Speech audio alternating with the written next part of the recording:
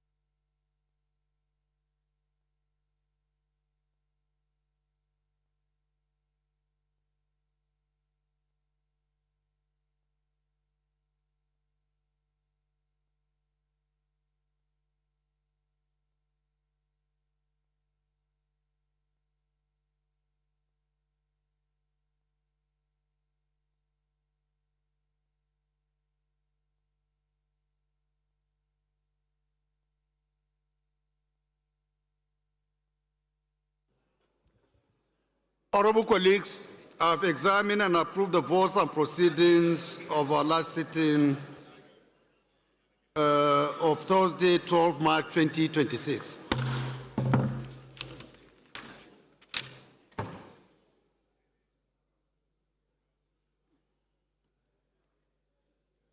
Before we go into other items of the agenda, let me call on the Leader of the House to move for the suspension of our rules to admit some important visitors who are coming here to observe our proceedings. Thank you, Mr. Speaker. I'm Professor Julius Ihanvere, CON, DSSRS, One Federal Constituency, Edo State. I rise to move that we suspend relevant sections of our rules to enable us to admit into the chambers some very important dignitaries and friends of the House who have come to observe our proceedings. I so move. The Leader of the Minority, please can you kindly second? Mr. Speaker, my dear colleagues, although the House Leader has moved, but he did not tell us the visitors we are expecting and the purpose for which we are admitting them into chambers, sir. They are Nigerians. For us to properly determine whether we actually need visitors in chambers this morning.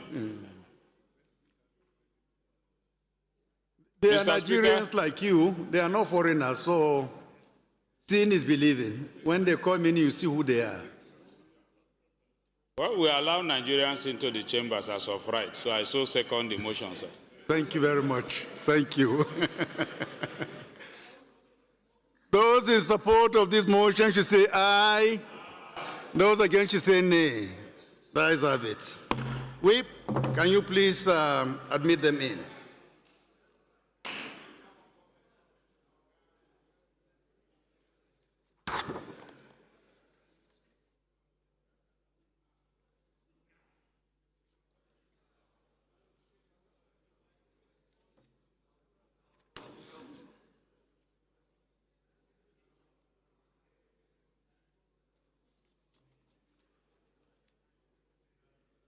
Honorable colleagues, we have received some communications from the President of the Federal Republic of Nigeria. With your kind permission, I will read these letters. The first letter is dated 23rd March 2026 and is in respect of request for the resolution of the National Assembly to approve the sum of $1,945,693 UK covered loan facility arranged by Citibank NA London branch for the rehabilitation of the ports projects, Lagos Port Complex and Tinkan Island Port Complex, Nigeria. The content of the letter reads as follows. The purpose of this letter is to request for the resolution of the National Assembly pursuant to the provisions of Section 16 and 21 of the Debt Management Bureau Establishment ETC Act 2011 for the following. 1, to approve UKEF covered loan facility arranged by Citibank NA London branch in the sum of up to USD 1,945,693 United States dollars 55 cents for the rehabilitation of the ports projects covering the reconstruction and rehabilitation of the Lagos Ports Complex and the Tinkan Island Port Complex in Nigeria.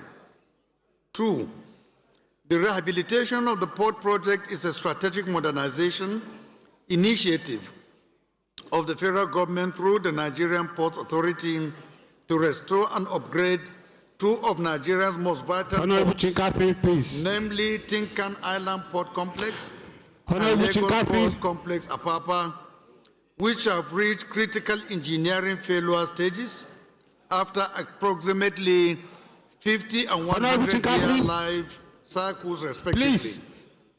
The specific objectives of the projects are 2. 1, address critical infrastructure deficiencies accumulated over decades of operation. 2, improve port functionality and operational efficiency to meet growing trade demand. 3, enhance safety standards and align port facilities with global best practices. 4, sustain Nigeria's competitiveness as a maritime hub and support non-oil trade diversifications. Nigeria's maritime industry is a major gateway for international trade, and the two ports collectively handle the majority of Nigerian seaborne trade and serve as principal entry and exit points for goods. The project is aligned with Nigeria's broader economic goals under the National Integrated Infrastructure Master Plan. The project concerns the full reconstruction and rehabilitation scope for both the Lagos Port Complex, Apapa, and the Tinkan Island Port Complex, implemented by NPA under an engineering, procurement, construction plus finance model adopted for suitability and ease of implementation. The modernization is led by Citibank and backed by UK Export Finance, with the stated intent to improve functionality, enhance safety, and align the facilities with global best practices. The proposed financing arrangement consists of commercial contract amount of $901,308,000, comprising of $387,210,137 for Lagos Port Complex and $514,651,171 for Tinkan Island Port Complex. Facility amount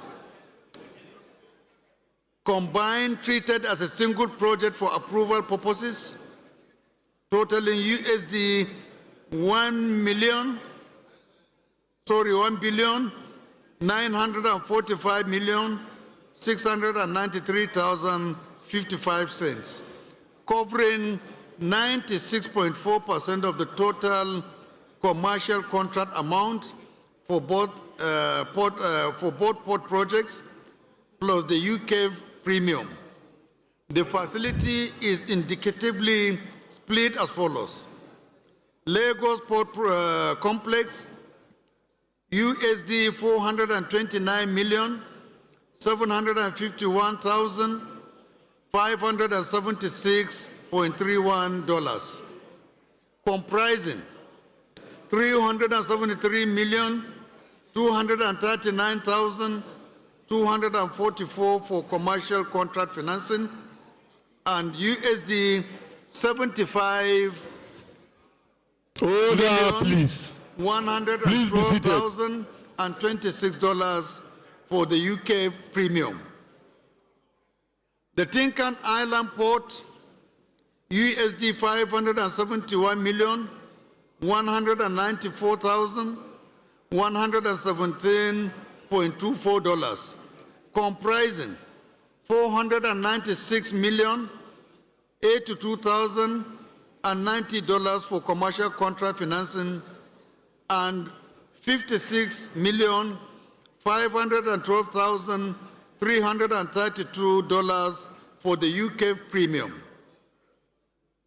Tenure and availability. Door-to-door tenure up to 14 years, inclusive of an availability period up to 48 months from execution of documentation. Arrangement fee will be 1.1% flat on the facility amount, payable on the earlier of 1, first drawn, and 2, the first business day following 45 days after execution of the facility agreement. UK premium, payable upfront, equivalent to 1.07% to 1.21% per annum, based on a 14-year door-to-door tenure, and can be financed into the facility amount. The first drawn is applied towards payment of 100% of the UK premium. The proposal is for the House of Representatives to approve the financing arrangement terms as set out in paragraph 5 above, which have also been approved by the Federal Executive Council as an ECA-covered financing exclusively for port infrastructure development. Based on the foregoing, I wish to request for resolution of the National Assembly to, 1, approve a UK-covered loan facility arrangement by Citibank NA London branch and other financial institutions in the sum of up to $1,945,693,055. for the rehabilitation of the ports project, covering the reconstruction and rehabilitation of the Lagos Port Complex and the Tinkan Island Port Complex in Nigeria. A specimen of the resolution required is attached as Annexure 1. While I look forward to the timely issuance of the resolution by the House of Representatives, please accept, Right Honorable Speaker, the assurances of my highest regard. Signed, Bola Ahmed Tinubu. The second correspondence from the Villa is in respect of a request for the approval and resolution of the National Assembly to establish a structured total return swap external financing program of up to $5 billion United States dollars with First Abu Dhabi Bank to support federal government funding and fiscal liquidity management. The content of the letter reads as follows. The purpose of this letter is to request for the approval and resolution of the National Assembly pursuant to the provisions of Section 21, subsection 1, and Section 27, subsection 1 of the Debt Management Office Act 2003 to establish a structured total return swap derivative external financing program from First Abu Dhabi Bank of the United Arab Emirates of up to $5 billion United States dollars, which will be made available to the federal government of Nigeria in tranches. Indicative terms and conditions. The House of Representatives may kindly find in Table 1 summary of the indicative terms and conditions of the loan proposal from First Abu Dhabi Bank for his kind consideration of the NAS and approval.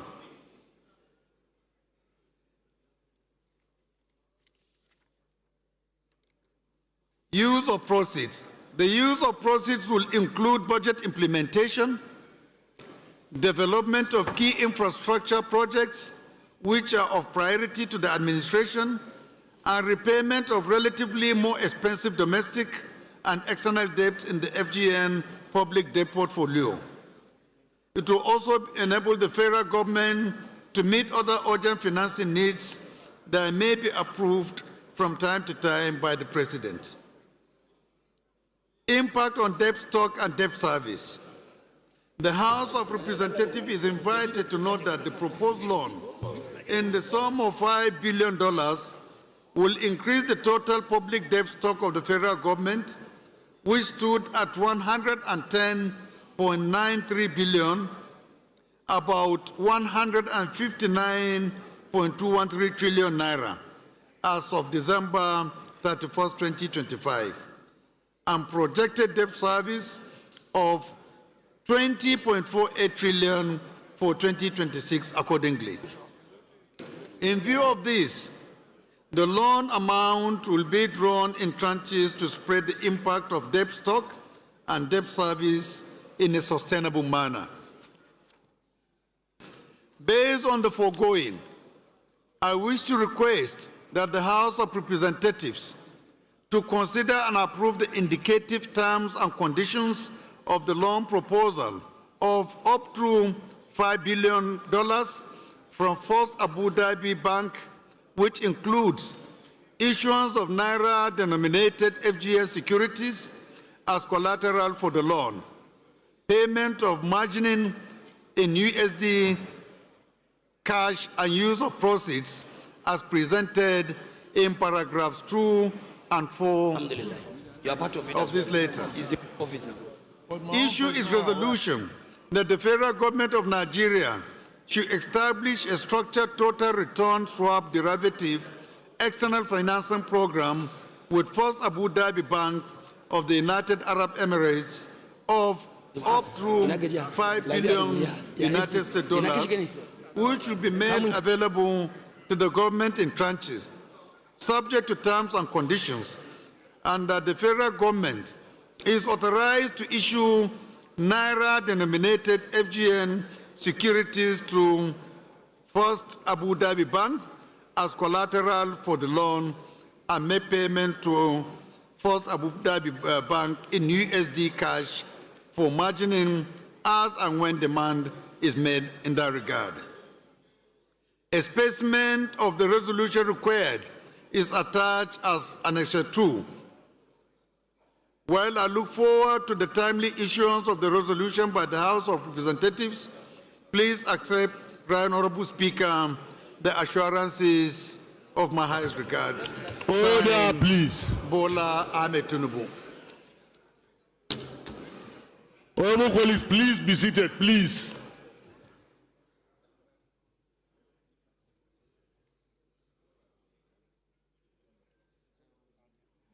So these letters are referred to the Committee on Debt, Loans, Aids and Debt for their consideration.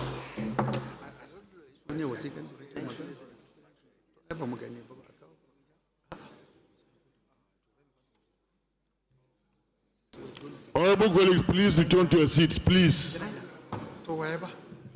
Leader.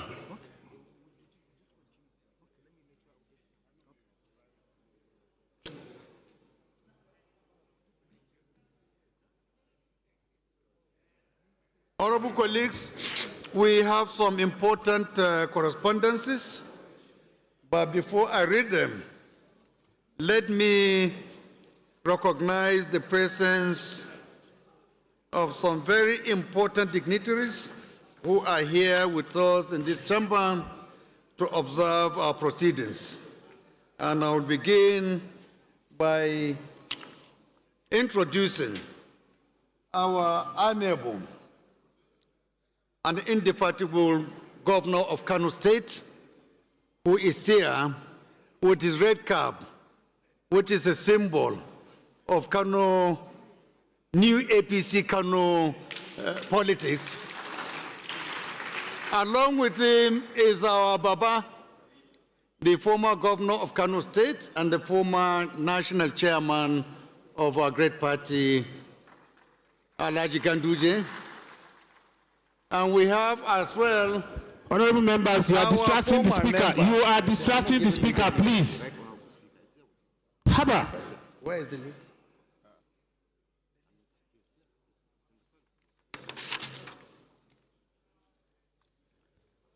Before you came, Honorable Shinkavi. Okay. Please. Okay. We also have with us. Honorable colleagues, please return to your seats, please. Shinkavi. The Speaker of the Kano State House of Assembly, who is also here with us, in person of Alhaji Rabiu Suleiman Bichi. Is that the name? Who's this guy? I suppose I called the name correctly, right? Huh?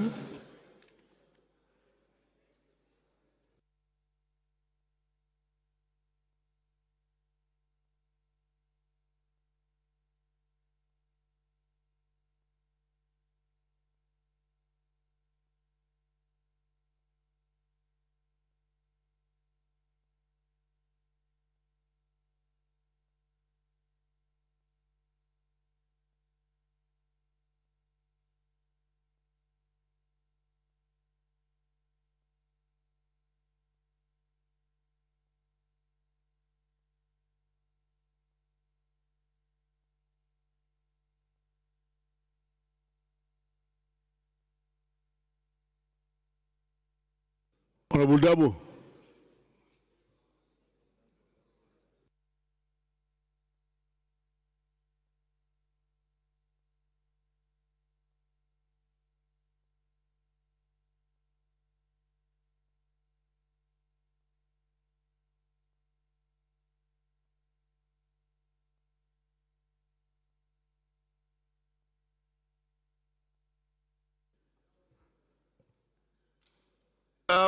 Honorable colleagues, as I was saying earlier, His Excellency, the Executive Governor of Kano State, Alhaji Abba Kabir Yusuf, is here with us. So also His Excellency, Dr. Abdullah Umar Ganduje, former APC national chairman, is also graciously with us today. We also have Honorable Abdullah Abbas, the former state chairman of APC in Kano State. He is also here with us. We have Honorable Umar Haruna Dogwa, the new APC state chairman, Kano State. He is also here with us. We have Architect Amin Dabo, former MD of Nigerian Port Authority. He is also here with us. We have Honorable Abdul Adamu Fage, son, the legal advisor of APC Kano, is also here with us. We have Alhaji Rabi Suleiman Bichi, MD Hadeja Jama'are River Basin Authority, is also here with us. And I said earlier, the Speaker of the Kano State House of Assembly, my dear brother and colleague, is also here with us. We also have some dignitaries. I don't know that they have been invited to come in, all the way from from Imo State. From Imo State, their names are as follows. Barrister Uchenna Nnamdi, the APP National Chairman. Is he here with us? Yeah, welcome. We also have Dr. Abubakar Sadiq, the APP Chairman, Federal Capital Territory. We have Honorable Ernest Njesi, the APP Chairman, Imo State. We have Barrister Obed Agu, APP National Organizing Secretary. Is he here with us? We have Mr. Obina Ikiagonu, an APP chieftain. And finally, we have Alhaji Kabiru Yusuf, APP chieftain and president, Arewa Consultative Youth Movement. Is he here with us? Thank you. We also have with us a former member of the House of Representatives, Right Honorable Shaban Sharada, who is also here with us. You are most welcome back to your chamber, your house. Good to see you. So, honorable colleagues, with this introduction, let me quickly run through the announcements we have for you today.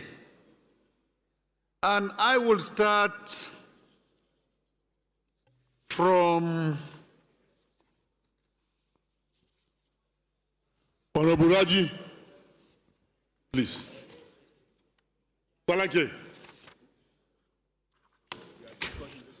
Which Lagos? I will start from a letter we received from Honorable Chief Philip Abese, member representing Ado Opoku Obadibo Federal Constituency of Benue State, who incidentally is also the deputy spokesperson and vice chairman of the House Committee on Media and Public Affairs of this House.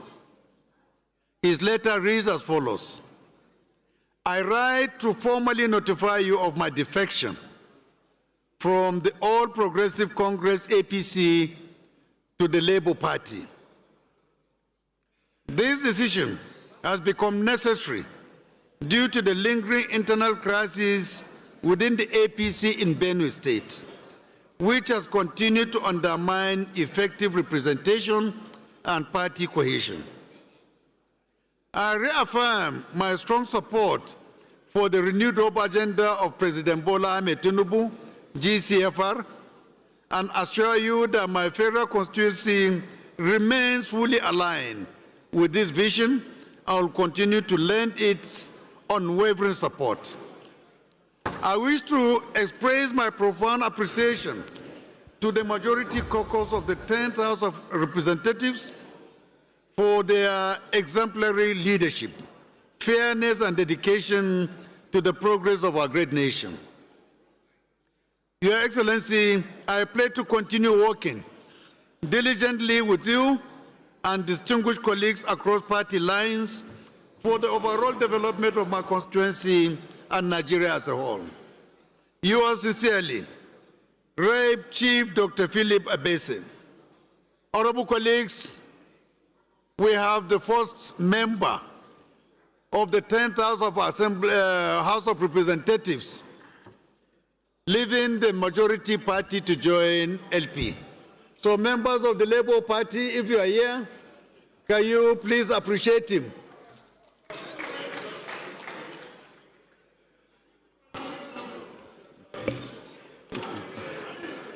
Labour. Ali, are you Labour? Honorable colleagues, order please, order please, order please, order please. Honorable Honorable Raji, Raji, Honorable Raji, Honorable Benedict, Honorable Ginger, please find your please, seats. find your seat, please.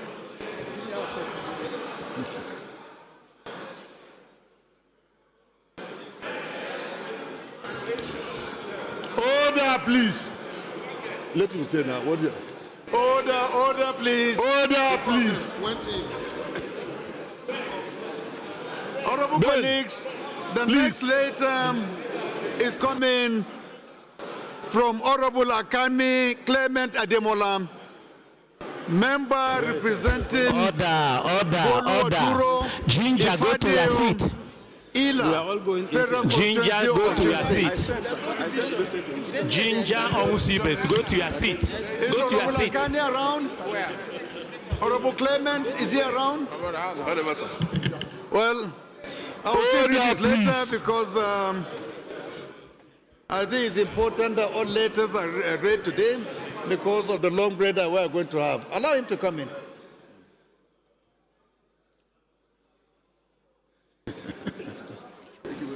All the best. Honorable Benedict, you have a brother.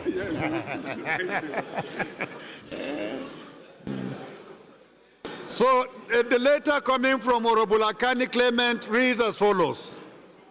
He said, I write to inform you, Mr. Speaker, that I have resigned my membership of the People's Democratic Party, PDP, at what level since 26th of February 2026 and defected to Accord Party accordingly. This is due to the restless, uneasy, troubled, agitated, and uncertain situation the PDP has found itself more than a year. And after due consultation with my constituents, Ali Jesse, go to your seat. Than to defect Ali to Jesse, Accord Party. to your seat. Thank you. Yours faithfully, Honorable Clement Ademola Akani. Back home. The Benue thing. Honorable colleagues, the next announcement is coming from no other than Honorable Barrister Ikegwonu Oyeye Oguchinyere Ikenga Imo, member representing Idiato North, South Federal Constituency of Imo State, and the chairman, House Committee on Petroleum Resources Downstream. His letter reads as follows. Mr. Speaker, I'm writing to formally notify you and my honorable colleagues in the House of my resignation from the People's Democratic Party, PDP, effective from 2nd January 2026. Order, please. Order, please. Order, please. After deep reflection. Congratulations. All the best. Thank you. Order, please. With your kind permission, honorable colleagues, I will read the letter coming from Honorable Attorney Dr. Martin Wogu, Honorable Akilade. member representing Please. Abo Mbaise, Ingo Opala Federal Constituency of Please Imo return State. to your seats.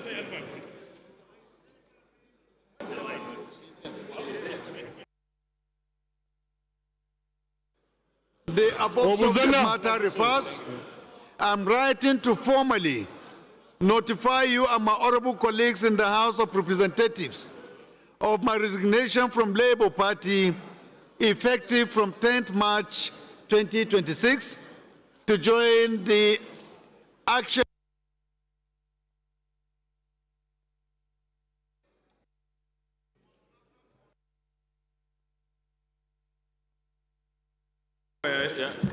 Mr. Speaker, your mic.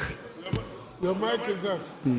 No longer aligns with the current direction of the party due to constant leadership crisis and litigations within the party.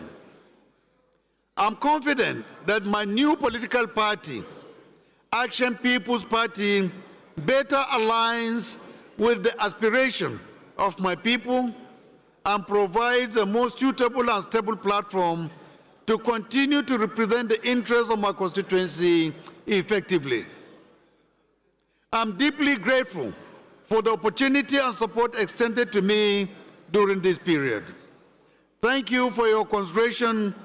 Yours faithfully, Honorable Attorney Dr. Matthew Ogu, Deputy Chairman, House Committee on Public Petitions, and member representing Abo Mbaise, Ingo Opala Federal Constituency of Imo State.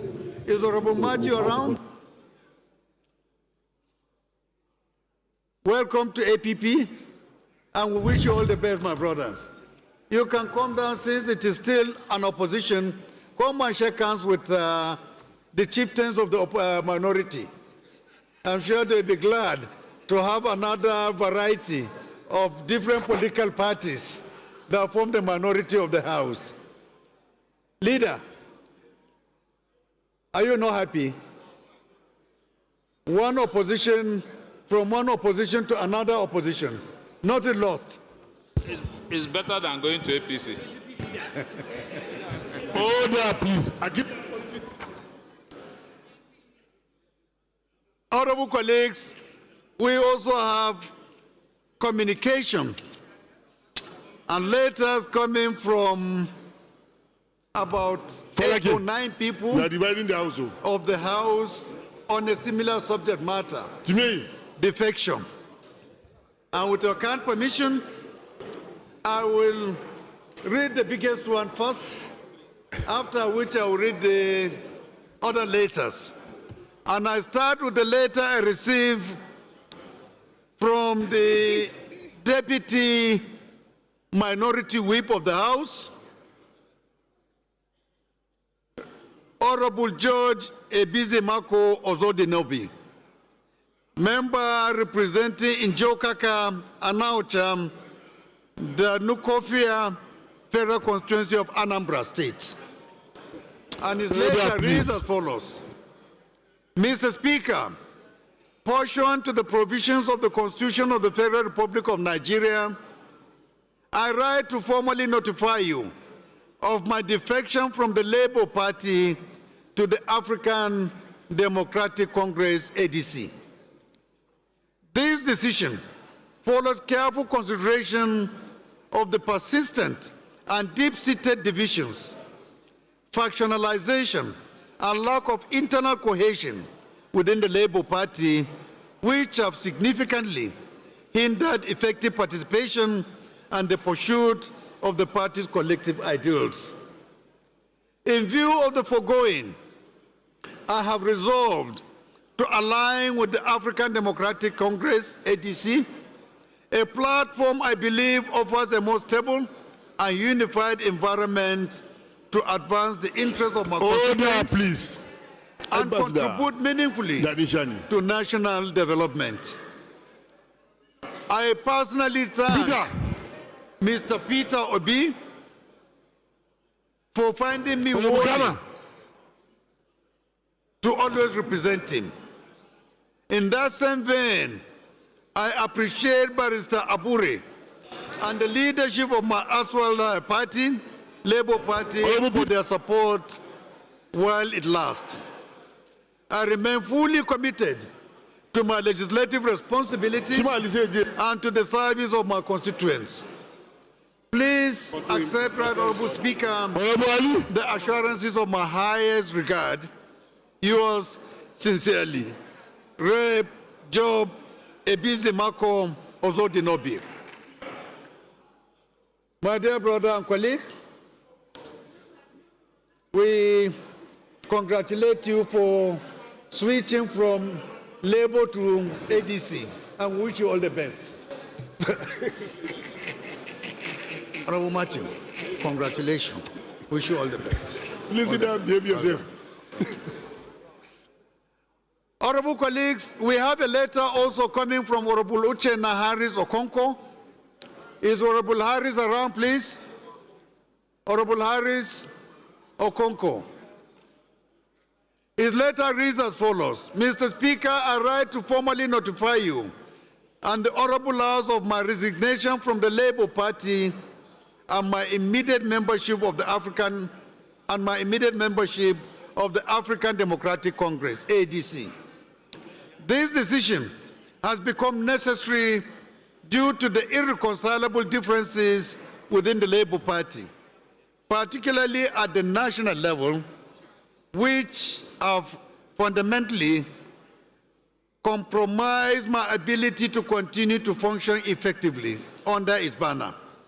Consequently, I have joined the African Democratic Congress with immediate effect. I wish to place on record my profound gratitude to the Labour Party for providing the platform through which I was elected as a member of this distinguished House.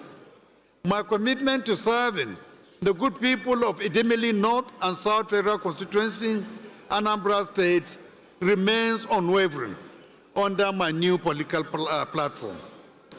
I trust this notification complies with the provisions of the 1999 Constitution of the Federal Republic of Nigeria as amended and the rules of this Honorable House.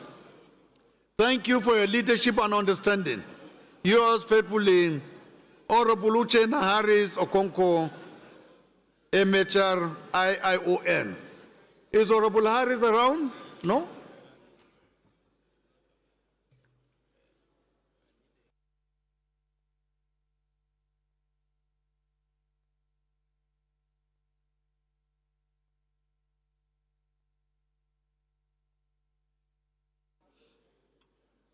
Honorable colleagues, I've received a letter from Honorable Yahaya Bauchi Tongo,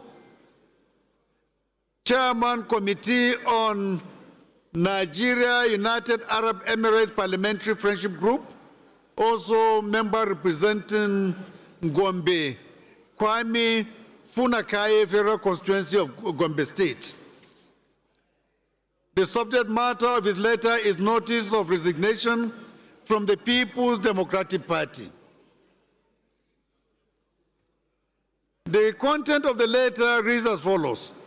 I want to use this medium to notify the Speaker of the House of Representatives and my honorable colleagues of my decision to resign my membership from the People's Democratic Party. My decision to leave the PDP was due to the persistent internal conflicts and factionalization within the party, which have culminated in a prolonged crisis adversely affecting my ability to effectively represent my constituency and perform my duties optimally. Therefore, after careful consideration and consultation with my political associates, constituents, and family members, I have decided to join the African Democratic Congress, ADC, in the best interest of the good people of Gombe, Kwame Funakaye Federal Constituency of Gombe State. Thank you, Mr. Speaker, honorable colleagues, for your understanding and usual cooperation. Please accept my esteemed regards and best wishes. Signed, Honorable Yahaya Bauchi Tongo. Is Honorable Yahaya around, please? Not on the floor? Okay. Order, please. Honorable Golebe.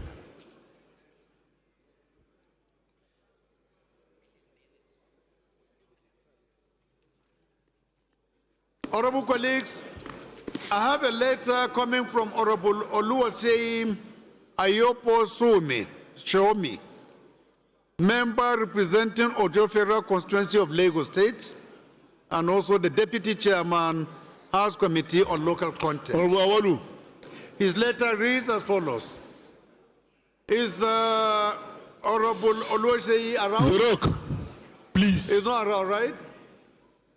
His letter reads as follows. I write, Your Excellency, to intimate you, and by extension, the House of Representatives, of my resignation from the Labour Party due to the lingering legal crisis plaguing the party.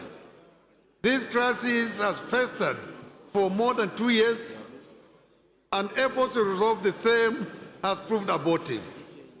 As a result, I have, after due consultations with my family and constituents, decided to pitch my political tent with the African Democratic Congress, ADC. I thank my former party for the opportunity given to me to serve the good people of Ojo Federal Constituency of Lagos State, and pledge to continue representing my constituents with the same vigor under my new platform. Please do remain assured, Your Excellency, of my very high regards. Yours faithfully, Honorable Seyi Soimi.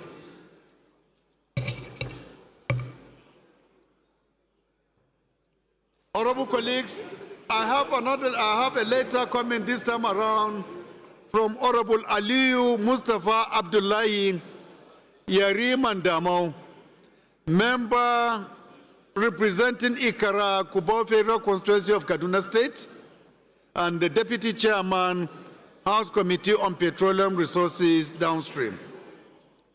His letter reads as follows. I write to formally notify you and the Honorable House of my defection from the All Progressive Congress, APC, to the African Democratic Congress, ADC, effective from today. This decision follows careful reflection and wide consultation and represent a considered step towards repositioning myself to better serve the interests and aspirations of my constituents. I wish to express my sincere appreciation to Mr. Speaker and to the leadership and members of the APC for the opportunity given to me during my time. I remain fully committed to the legislative agenda of the 10th Assembly and to the service of my constituents and the Federal Republic of Nigeria as I embark on this new political journey. Please accept the assurances of my highest regards with utmost humility. Signed, Honorable Aliyu Mustafa Abdullahi. Honorable, perhaps now that you are in opposition for the second time, you can go and shake hands with leaders of the opposition from this side. We wish you good luck and all the best.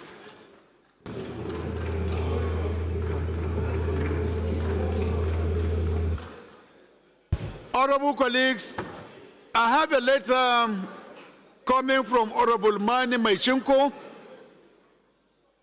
Sardauna Silame, a member House of Representatives, representing Honorable David. Silame Federal Constituency of Sokoto State. Is Honorable Mani around? Is he around, please? Order. His letter Allegiancy. this morning reads as follows.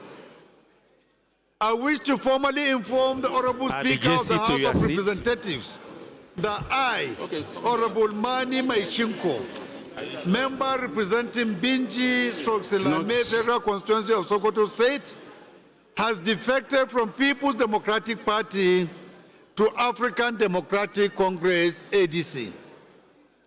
This was concluded after consultations and engagement with my political associations, family, and friends. As the party is having internal crisis and leadership tussle and lots of disagreements at all levels, made it increasingly difficult for me to continue my active participation in the party. I decided to withdraw my membership, which I've already informed my ward chairman. I've also extended my profound gratitude to the party leadership for giving me the opportunity to serve under the party, and also my special gratitude goes to all my supporters and well-wishers for supporting me throughout my political career as a politician. Thanks, yours faithfully, Honorable Mani Maishinko, member representing Binji Silame Federal Constituency of Sokoto State. The next letter before me, honorable colleagues, is a letter sent by Honorable Abdusamad Dasuki, sent to Rakin Sokoto, member representing Kebe/Tambuwal Federal Constituency of Sokoto State, and chairman, Committee on Marine and Blue Economy and Shipping Services. His letter reads as follows. Is Honorable Abdusamad around? His letter reads as follows. I write to formally notify the Right Honorable Speaker and the Honorable House that I have resigned my membership of the People's Democratic Party. Order, please. Effective 15th March 2026. AVM, please dissolve that minute By the parliament. persistent factionalization of the party arising from irreconcilable differences. I further wish to inform the Right Honorable Speaker and the Honorable House that I have consequently joined the African Democratic Congress, ADC. Hello? Kindly accept this as a formal notification of my change in party affiliation and for the records of the House, for the Honorable House. Please accept the assurances of my highest regards. Sincerely, Reb Abdusamad Dasuki. Honorable colleagues, I have another letter coming again from Sokoto State, this time around from Honorable Umar Yusuf Yabo, Damajan Yabo, a member representing Yabo Shagari Federal Constituency of Sokoto State, and Deputy Chairman, Regional Development, and Chairman, Nigeria-South Africa Parliamentary Friendship Group. His letter reads as follows.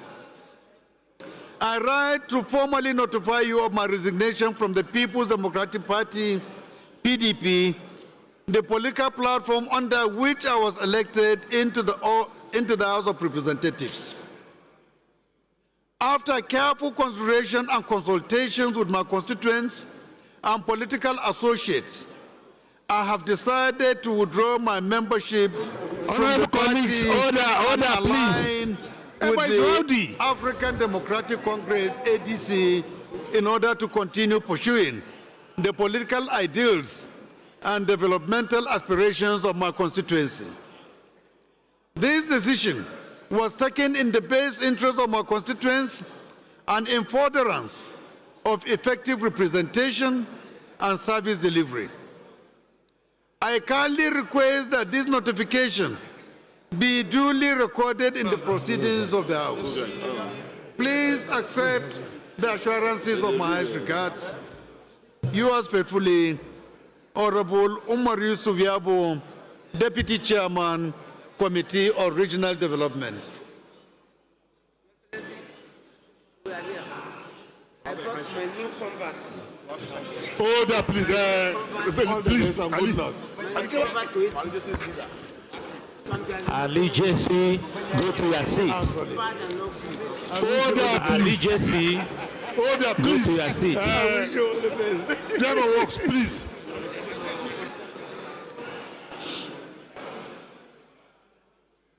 Honorable colleagues, we have some additional correspondences Dixon. coming from some members of this hallowed chamber. With your kind permission, let me read them one after the other.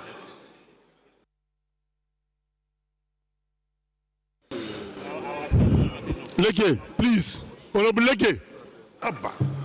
Honorable colleagues, it is my singular honor and privilege to to announce the presence of His Excellency, the Deputy Senate President of the Senate of the Federal Republic of Nigeria, my dear friend and colleague, Senator Barrow, who is here as a guest of the House to observe our proceedings.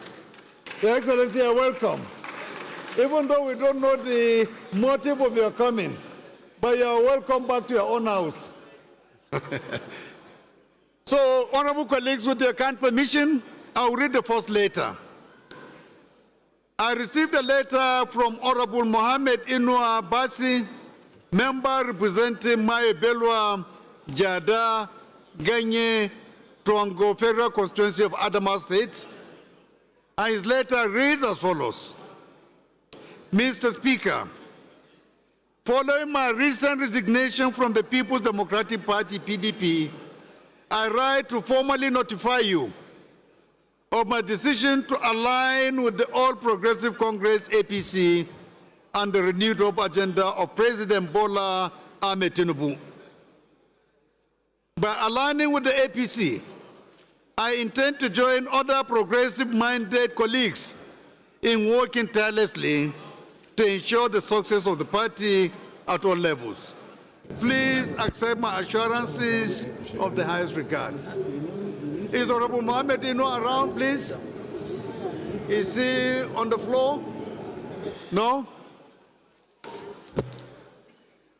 The next letter, honorable colleagues, is coming from my dear brother and friend, Honorable Mustafa Gali Tijani, PhD, member representing Albasu, Gaya Ajingi Federal Constituency of Kano State, and also the chairman, House Committee on Ethics and Privileges. Is Dr. Gali around? Please, can you stand tall so that people will see you?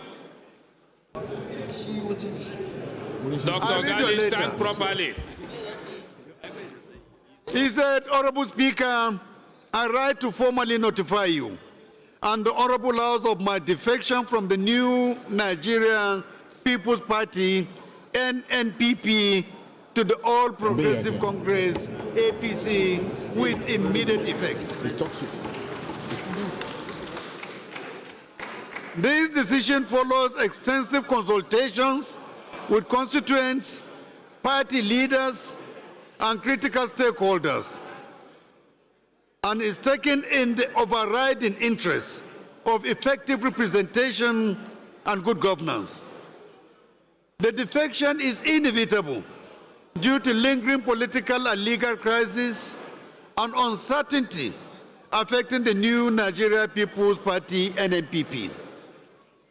The resolution to join the APC is an exercise of the fundamental human rights enshrined in Section 40 of the Constitution of the Federal Republic of Nigeria and relevant provisions of the Electoral Act 2022.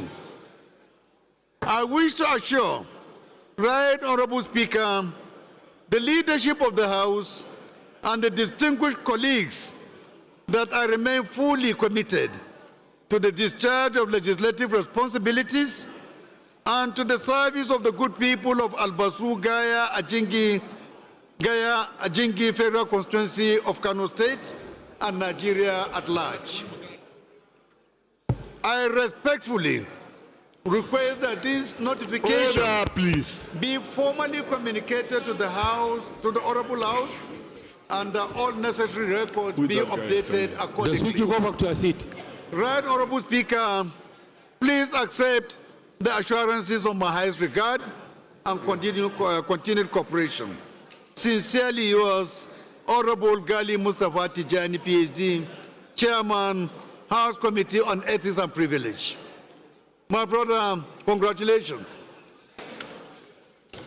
You may remain standing because your colleagues are also coming with you to come and shake hands with the majority leadership. The next letter is coming from Honorable Barrister Mohammed Bello Shehu, member representing Fage Federal Constituency of Kano State, and Deputy Order, Chairman, please. Dasuki. Committee on Sustainable Development Goals, SDG. Please. Barrister, stand erect like a soldier. Barrister. Barrister. Stand erect. Attention. Stand erect, please.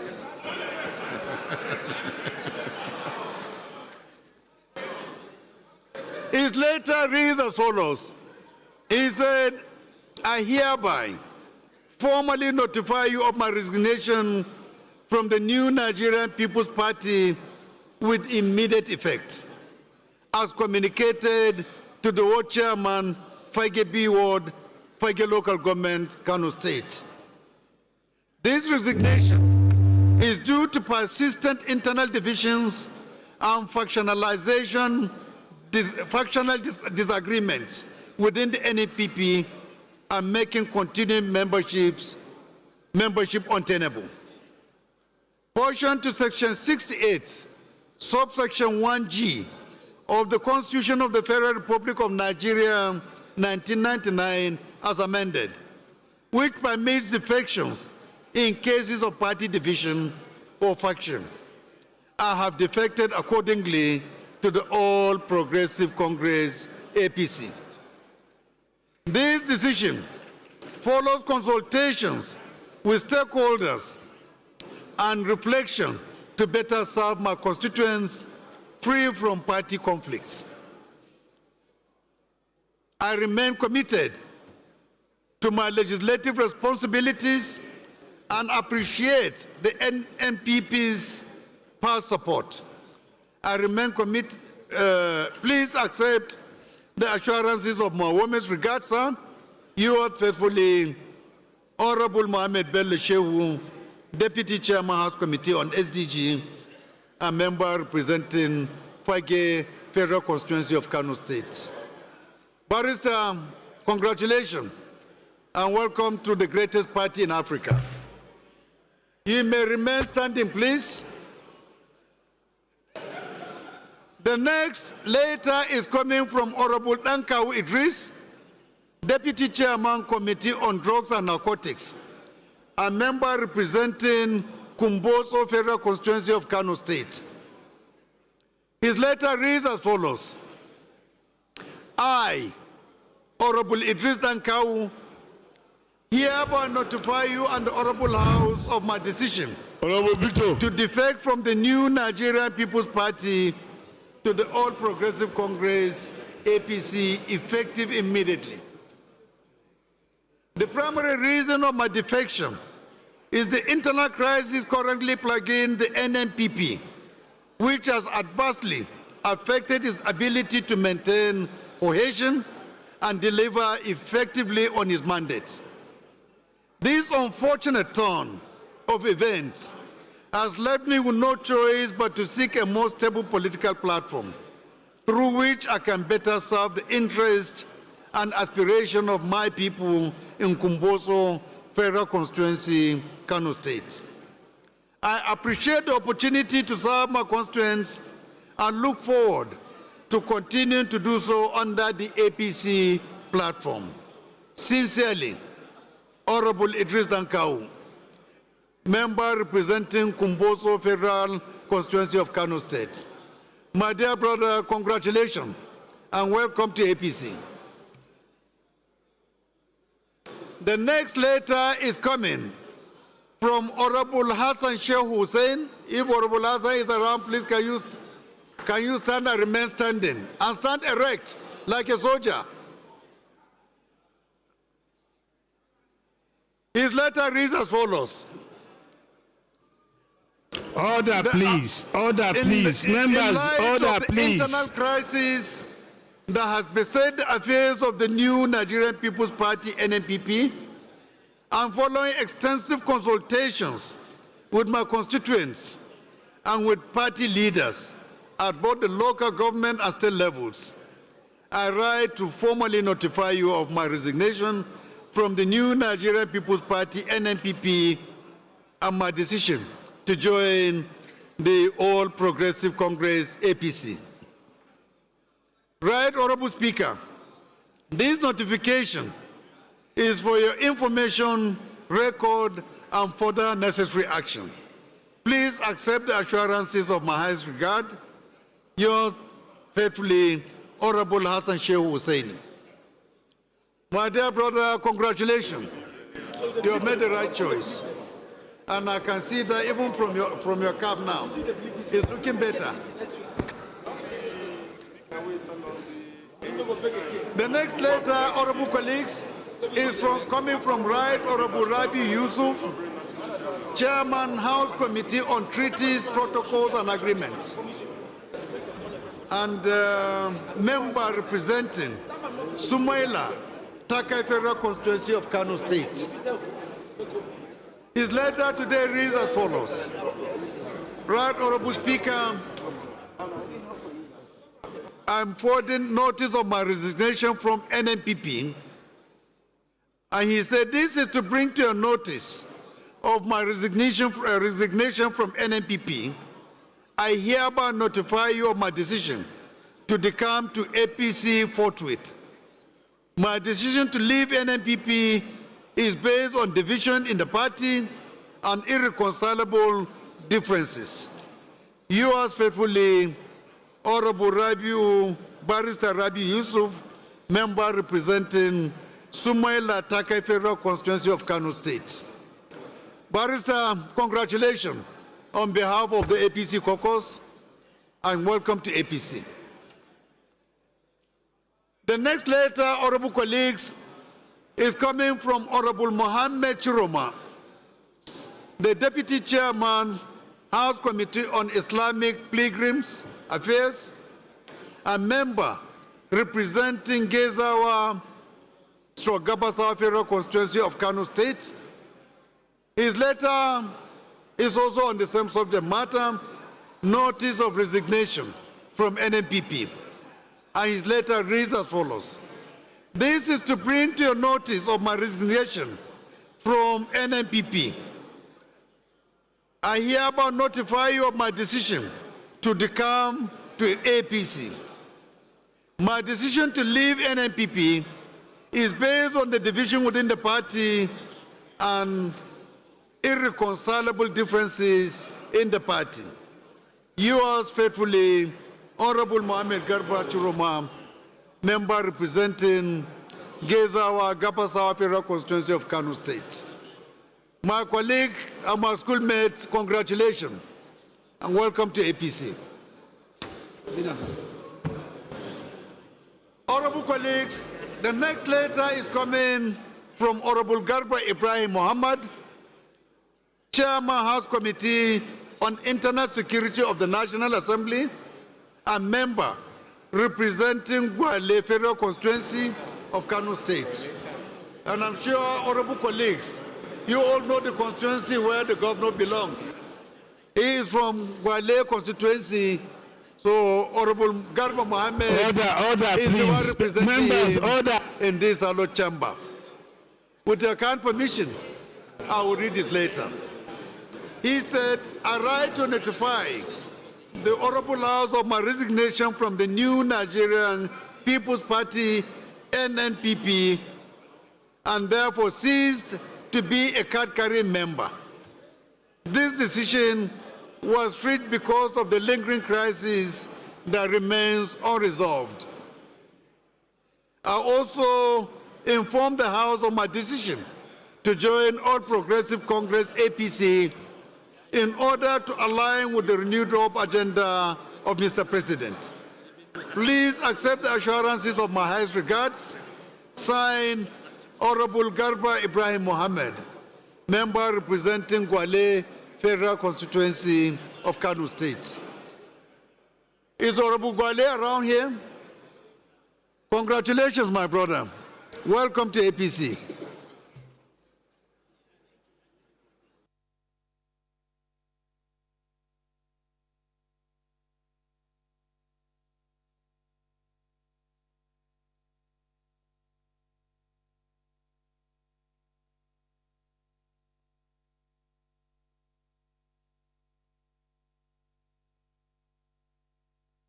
Honorable colleagues, The next letter before me is from Honorable Jafar Yakubu, member representing Bali Gasol Federal Constituency of Taraba State, and the chairman, House Committee on Nigeria-China Parliamentary Relations.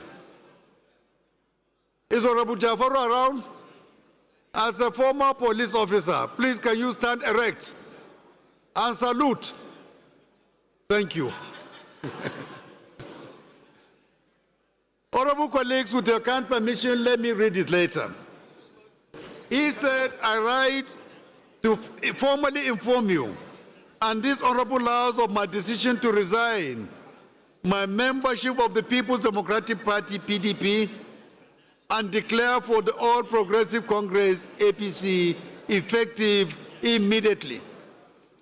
The primary reason for my defection is due to the legal protracted crisis and internal division currently plaguing the PDP, which has adversely affected its ability to maintain cohesion and deliver effectively on its mandate. This unfortunate turn of events has left me with no choice but to seek a more stable political platform through which I can better serve the interests and aspirations of my constituents in Bali Gasol Federal Constituency of Taraba State. I acknowledge and appreciate the support I've received from leadership and colleagues in the PDP over the years. Nevertheless, the current challenges besetting the party makes it untenable for me to continue under the present circumstances. By joining the APC, I hope to align more closely with a leadership and policy framework that will benefit the people of Bali, Gasol Federal Constituency, and indeed our nation at large. I respectfully request that you kindly bring this letter to the attention of the honorable members of this chamber and to take all necessary steps to effect and reflect my new party affiliation in the House records. Thank you for your understanding. I look forward to continue to work with you and all colleagues in the House to pursue the common good of our beloved country. Yours faithfully, Honorable Jafar Yakubu. My dear brother, congratulations and welcome to APC.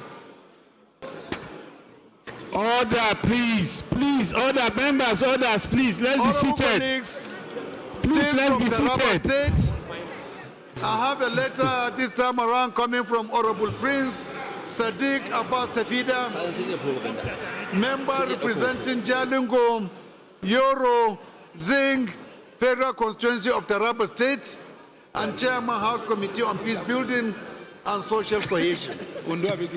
His letter reads as follows.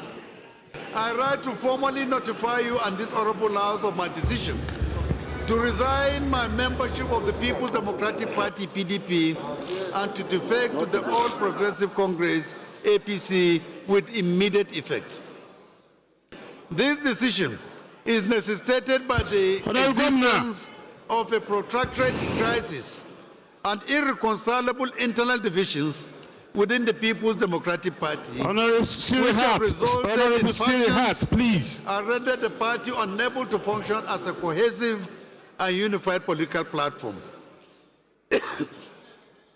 In view of the foregoing, I have deemed it necessary in the interest of effective representation and the continued pursuit of the welfare and aspiration of my constituents in Jalingo, Yoro, Zing, Federal Constituency, not, I reflect my new party affiliation in the records of the House. Please accept the assurances of my highest regard. Yours faithfully, Honorable Prince Sadiq Abbas Tafida, member representing Jalingo, Yoro, Zing Federal Constituency of Taraba State. Is Honorable Tafida around? Honorable Tafida, is he on the floor? No? Ambassador. Honorable colleagues, I have a letter coming from Honorable Ibrahim Mohammed, member representing Birnin Kebbi, Kalgo, Bunza Federal Constituency of Kebbi State. And his letter reads as follows. I write to formally notify this Honorable House of my resignation from the People's Democratic Party, PDP. This decision was reached after wide consultation.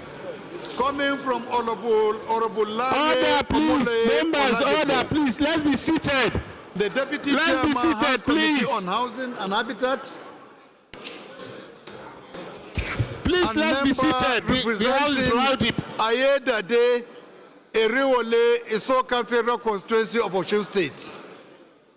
His letter is also in respect of resignation from PDP to Accord Party.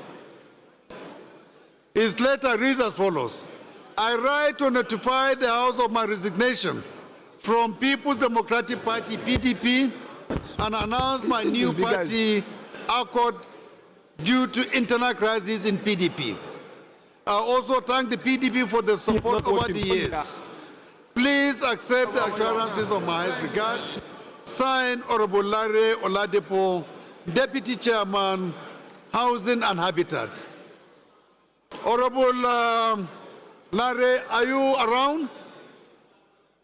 We wish you all the best. It's not well. There is something wrong with that. Honorable colleagues,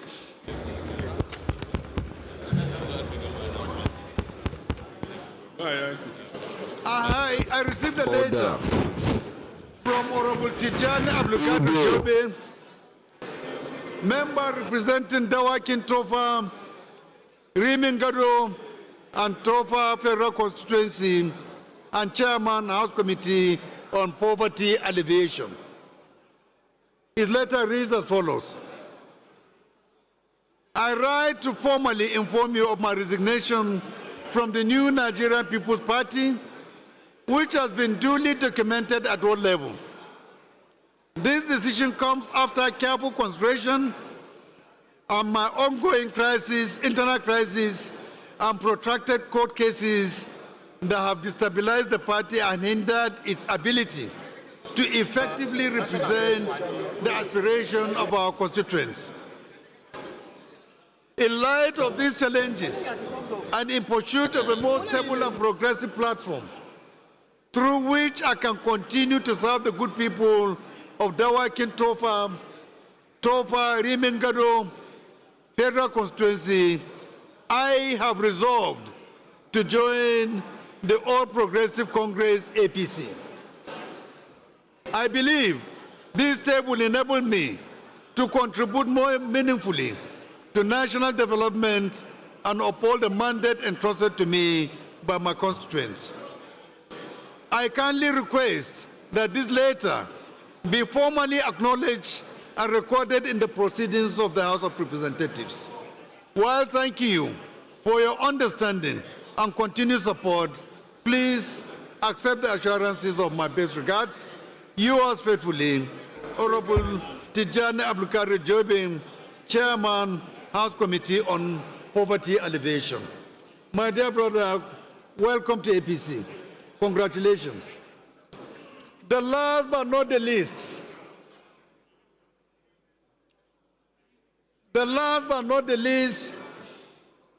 is a letter.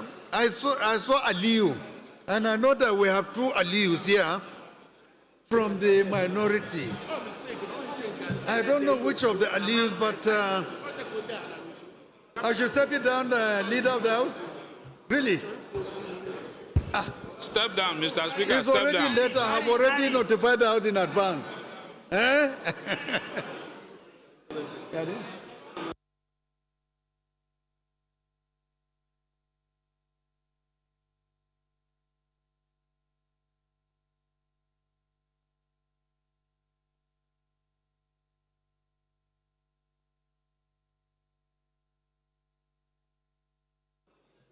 Right, honorable colleagues, it is my singular honor and privilege to announce the defection of a big fish from the opposition coming to join the majority party, the party of the future, the greatest party in Africa. I received a letter, honorable colleagues, from Right Honorable Aliyu Sani Madaki, CNA, member representing the Ala Federal Constituency of Kano State, and also the Deputy Minority Leader of the House of Representatives. What a big catch. Deputy Minority Leader of the House of Representatives. And his letter reads as follows. I wish to formally notify you that I have immediately withdrawn my membership of the NNPP. This withdrawal of membership was done after wide consultations with my political associates and supporters across Kano State, and in particular, all the 12 votes of the Ala Federal Constituency. This decision was not taken largely considering my commitment and effort towards the NNPP as a party and the Konkosia group, which I gave so much. The decision was taken because of certain things I discovered about Konkosia group and the fact that the party has been factionalized into two camps, with one group loyal to Dr. Boniface Anibonam, and another to Senator Rabiu Konkosu, and have separate leaderships from more to states and national levels. I wish to seize this opportunity to announce to Nigerians that from today, I withdraw my membership of the NNPP and hereby join APC with all my supporters across Kano State. I equally want to use this opportunity to thank all members of the opposition parties of the 10,000 representatives for giving me the privilege to serve as the Deputy Minority Leader for almost 3 years. Thank you for the honor. Thank you, and God bless the Federal Republic of Nigeria. Signed, Honorable Aliyu Sani Madaki, CAN. Honorable Ali Madaki, on behalf of the House of Representatives, we're wishing you all the best and welcome to APC. Yeah, I will. I want to shift. Okay. And again, I'll read it now. Your Excellency, come this way. Point of order.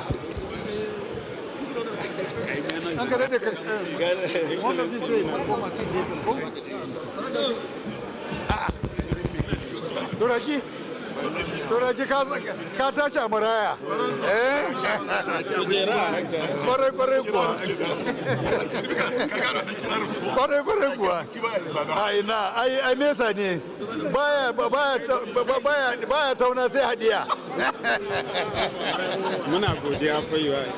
Muna godiya. You're welcome, Excellency. Babban ciki yake da shi mana. You know I know.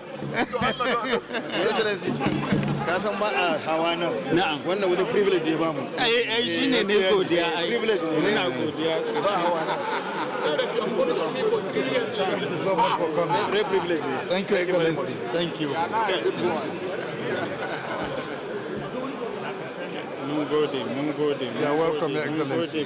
Muke da godiya.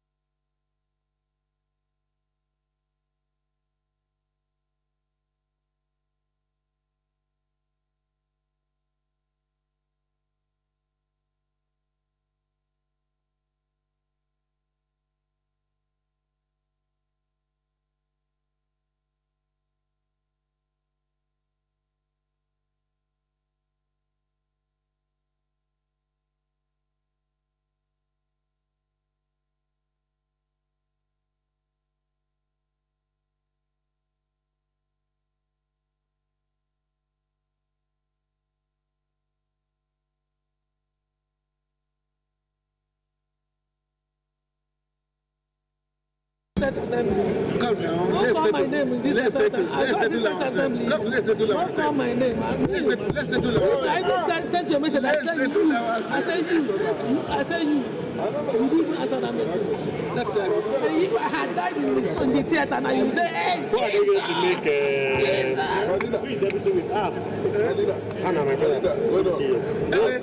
No match. As will be. No, match.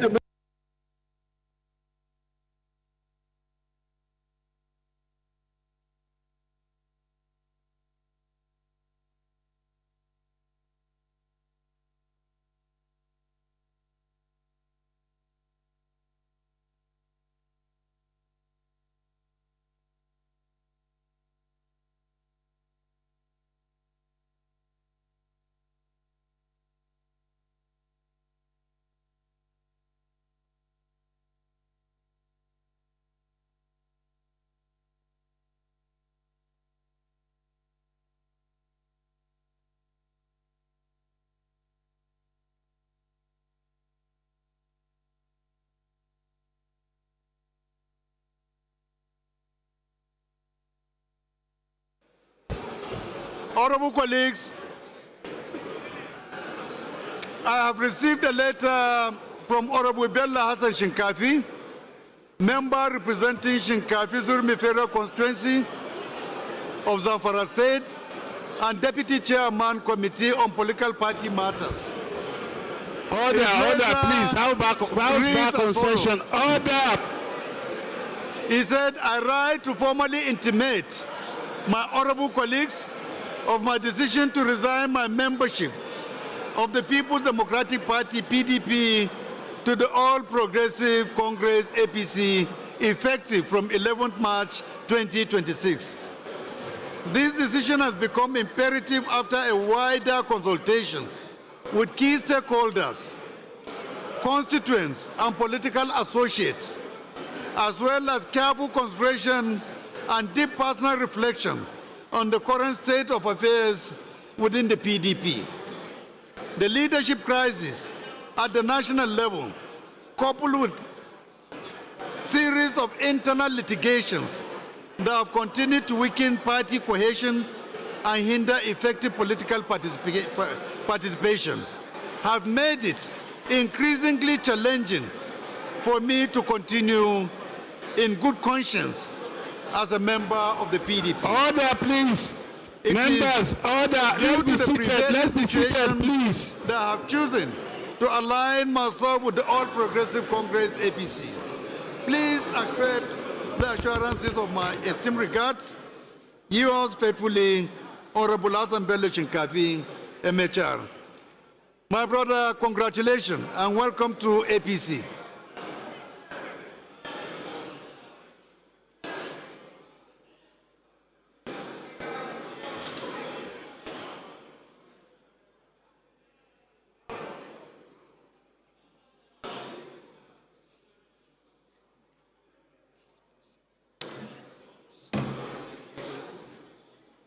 Yeah.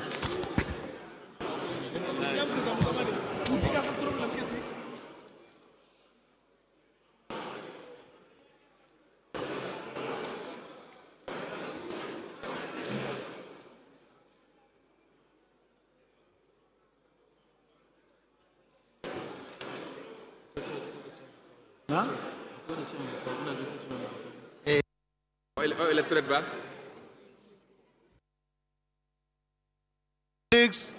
We have just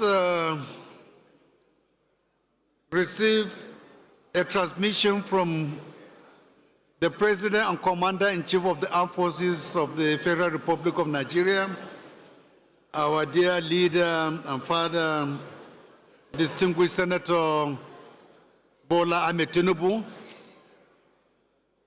and the correspondence is in respect of transmission of proposed adjustment to the 2026 appropriation bill and the associated financing plan. His letter reads as follows.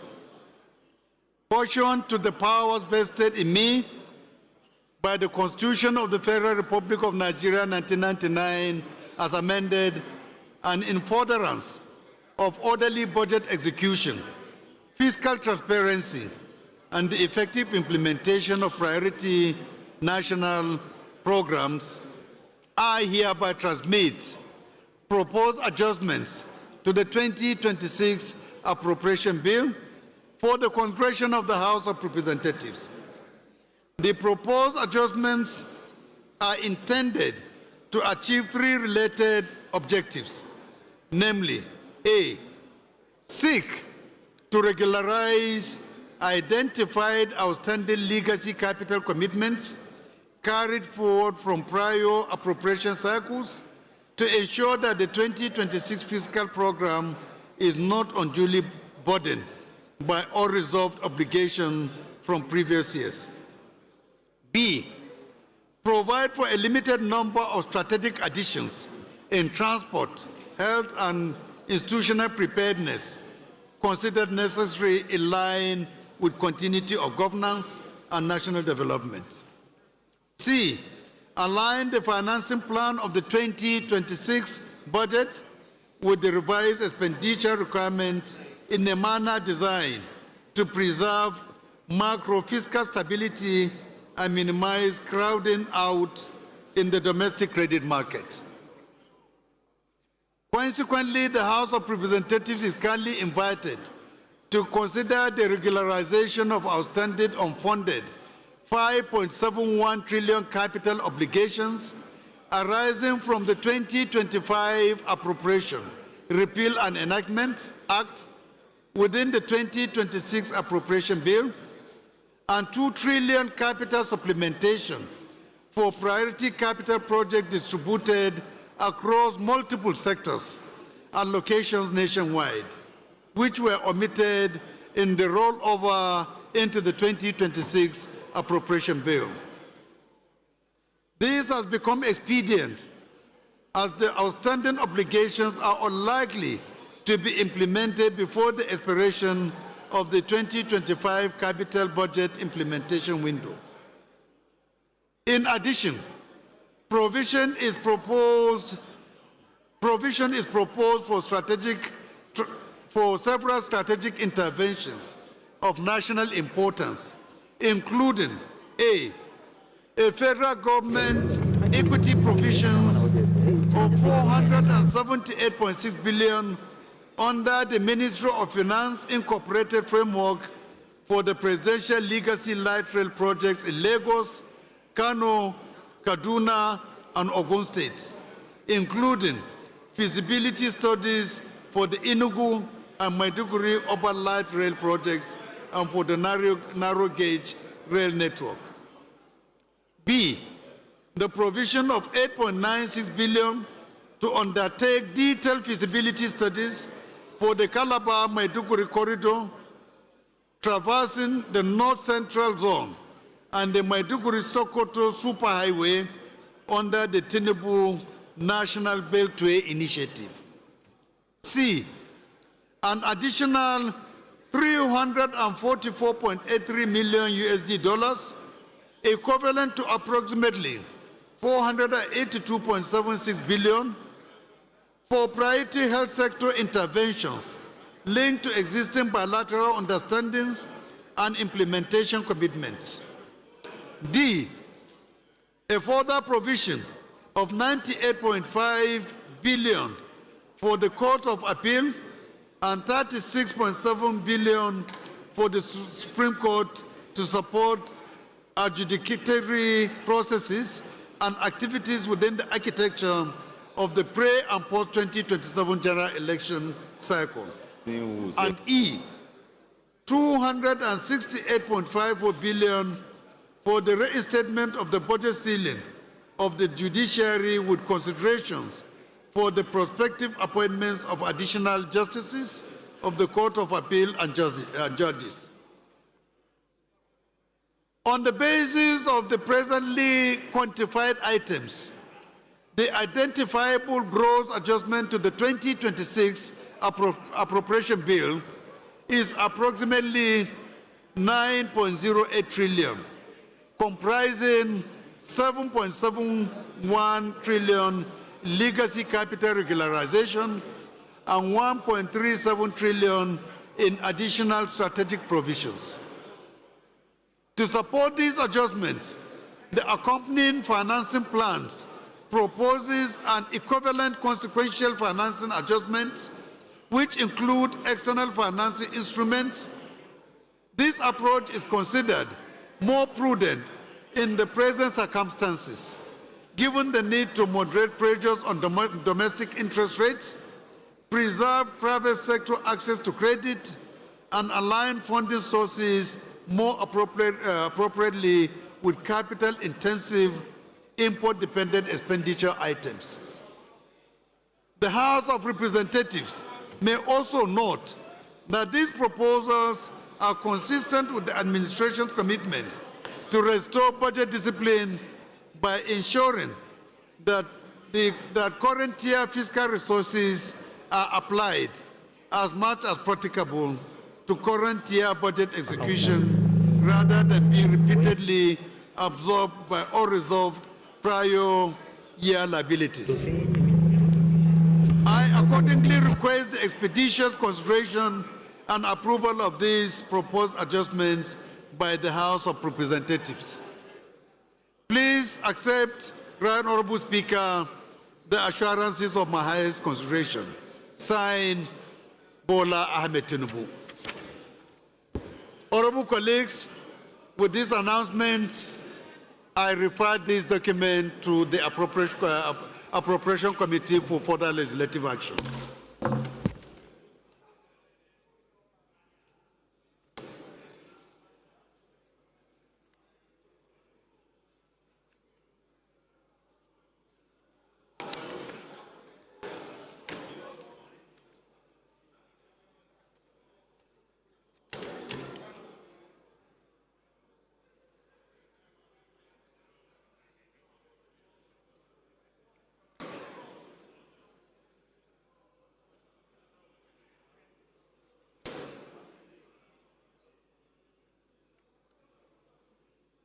Yes, my brother.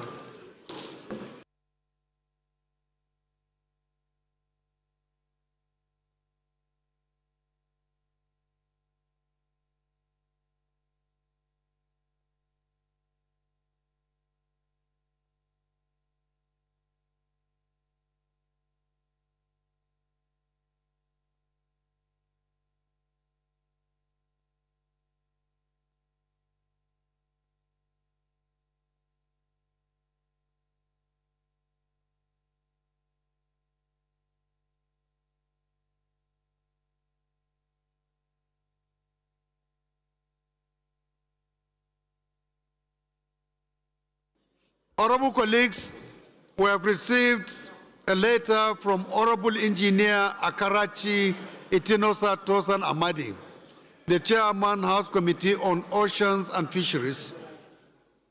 And his letter is in respect of invitation of honorable colleagues to his traditional marriage ceremony and empowerment program. The letter reads as follows. I write with great pleasure and profound respect to formally invite you to the traditional marriage ceremony marking the union between myself, Honorable Engineer Akarachi E.T. Amadi, and Ms. Adobe Alagu. In addition, an empowerment program has been scheduled as part of my continued commitment to community and human development. The events are scheduled as follows. Traditional marriage ceremony, date 4th April 2026, time 12 noon, venue, Chief Zev Azuka Alagos Country Home, Ubulu Oni Community, Oru West Local Government, Imo State. The empowerment program will take place on Sunday, 5th April 2026, time 2 p.m., venue Ezeama, Ikeduru Local Government Area of Imo State. Your presence will be highly appreciated. Best regards, signed, Honorable Engineer Akarachi Itinosa T. Amadi.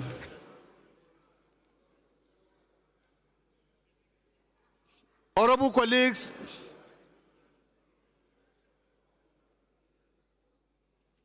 The House of Representatives, through the Clerk of the House, announces the birthday celebration of Honorable Akinola Alabi, member representing Ibeda Ona Ara Federal Constituency of Oyo State. Is the honorable member around? Oh, Alabi. Honorable colleagues, this is to bring to your notice that one of our most important members and the Chairman Committee on Works is celebrating his birthday today.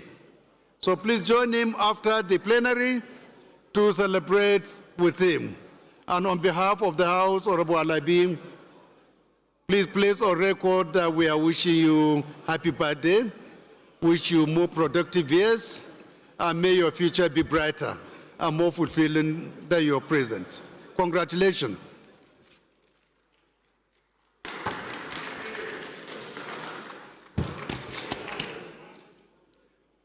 Honorable colleagues, on a sad note, we received a message from Honorable Jeremiah Umaru, member representing Akwanga, Nasarawa, Egon, Wamba Federal Constituency of Nasarawa State. And the subject matter of his letter is notification of the demise of distinguished Senator Patrick Aga and Honorable Idris Yahuza. The content of the letter reads as follows. It is with deep sorrow and a profound sense of loss that we formally notify the Honorable House of Representatives of the passing of two distinguished sons of our zone, distinguished Senator Patrick Aga and Honorable Idris Yahuza, both of blessed memory. Distinguished Senator Patrick Aga, who represented Nasarawa North Senatorial District in the Senate from 1999 to 2003, served with honor, dedication, and unwavering commitment to democratic ideals and national development. His contributions during the formative years of Nigeria's Fourth Republic remain noteworthy and enduring. Similarly, Honorable Idris Yahuza, come back.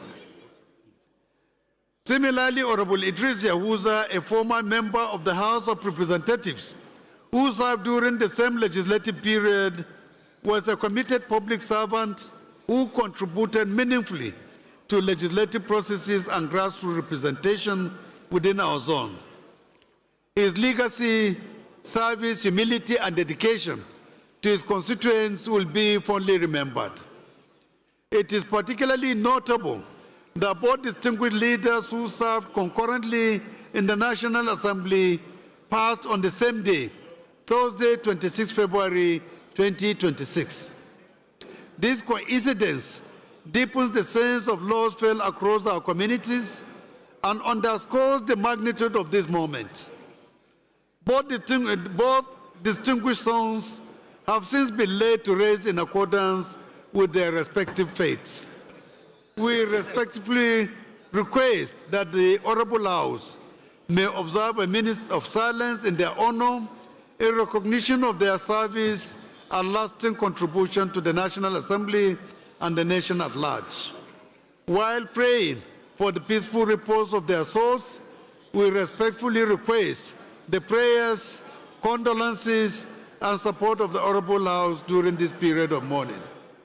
Please accept the assurances of our highest esteem. Yours faithfully, Rev. Jeremiah Umaru. Honorable colleagues, again on a sad note, we received a message from Rev. Akintunde Rotimi Jr., member representing Ekiti North 1, Ikole Oye Federal Constituency, and Chairman House Committee on Media and Public Affairs.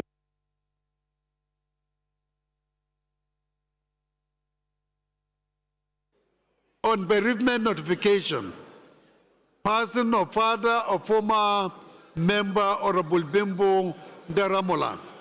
His message reads as follows. I write to inform the House of the passing of Chief Dr.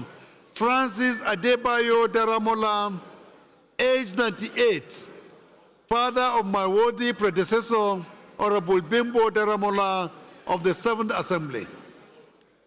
The deceased was an eminent constituent who lived a life marked by service to God and country. As a community leader, lay minister of the Anglican Church, educationist, and public servant. Among his many illustrious roles in life, he served meritoriously as chairman of Oye local government, one of the 2 local governments in my federal constituency. In recognition of his contributions and legacy, I respectfully request that the House joins me in extending condolences to the family and observes a minute silence in his honor.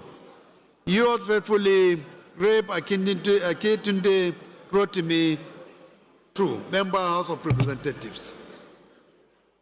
Again, honorable colleagues, we received another letter of announcement of death, and this announcement is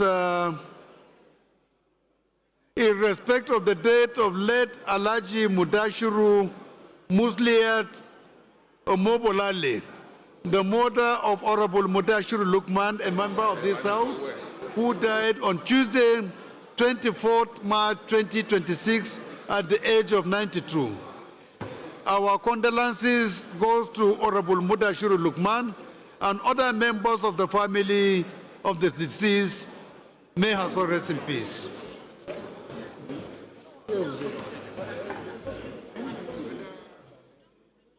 I just realized that Honorable Mudashiru has also personally written in respect of the same death. I will crave your indulgence to read this letter. He said, I write with deep sorrow and total submission to the will of Almighty Allah to formally notify you of the passing of my beloved mother, late Alhaja Mudashiru Musliat Omobolale, who returned to her Creator on Tuesday, 24th March 2026, at the age of 92. She was a devoted mother, a woman of strong faith, and a pillar of support to our family and community. Her life was marked by service, humility, and unwavering commitment to Islamic values. As a member of the House of Representatives, I consider it important to formally inform the leadership and my distinguished colleagues of this great loss. I humbly request your prayers and peaceful repose of our soul, and for Allah to grant the family the strength to bear this irreparable loss. Please accept the assurances of my highest regards. Yours faithfully, Honorable Mudashiru Lukman, Member House of Representatives, representing Aidire, Iwo, Olalulua, Federal Constituency of Osun State.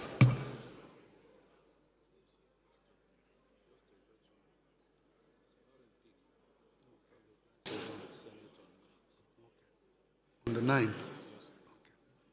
Honorable colleagues, this is another announcement coming from the minority leader of the House, and his message reads as follows.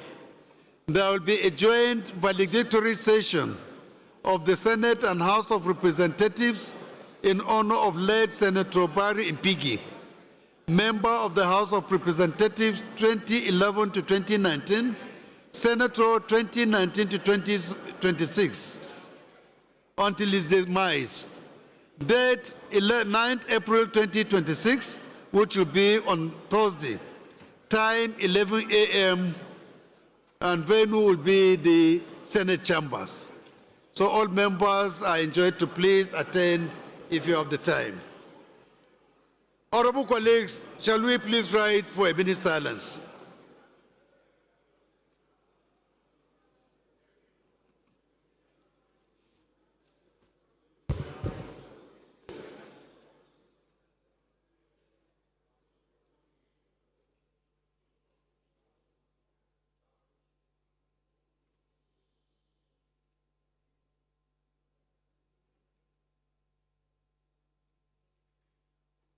May the soul of the departed rest in peace.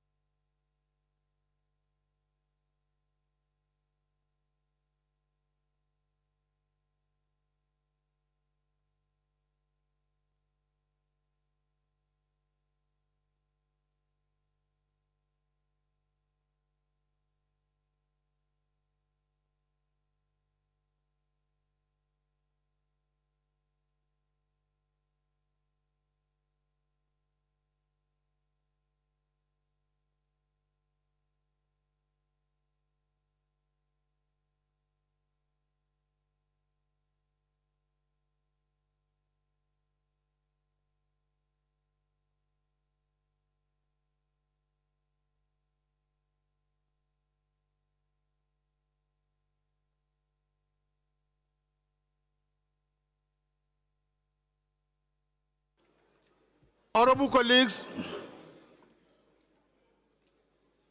Honorable Hussaini Ahmed Abdul Karim, popularly known as Kero, member representing Kaduna South Federal Constituency of Kaduna State, wishes to bring to your information that he will be given out two of his daughters in marriage on the 18th of April 2026 in Masallachin ASD Makera, Kaduna South, Kaduna State. All members are enjoying who have time to please attend this very important marriage program.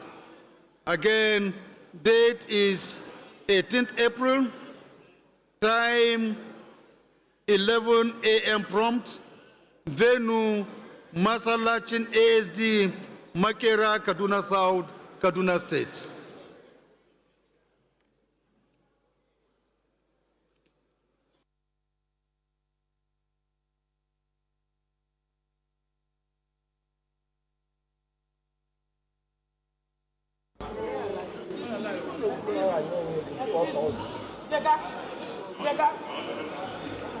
I don't know. I don't know.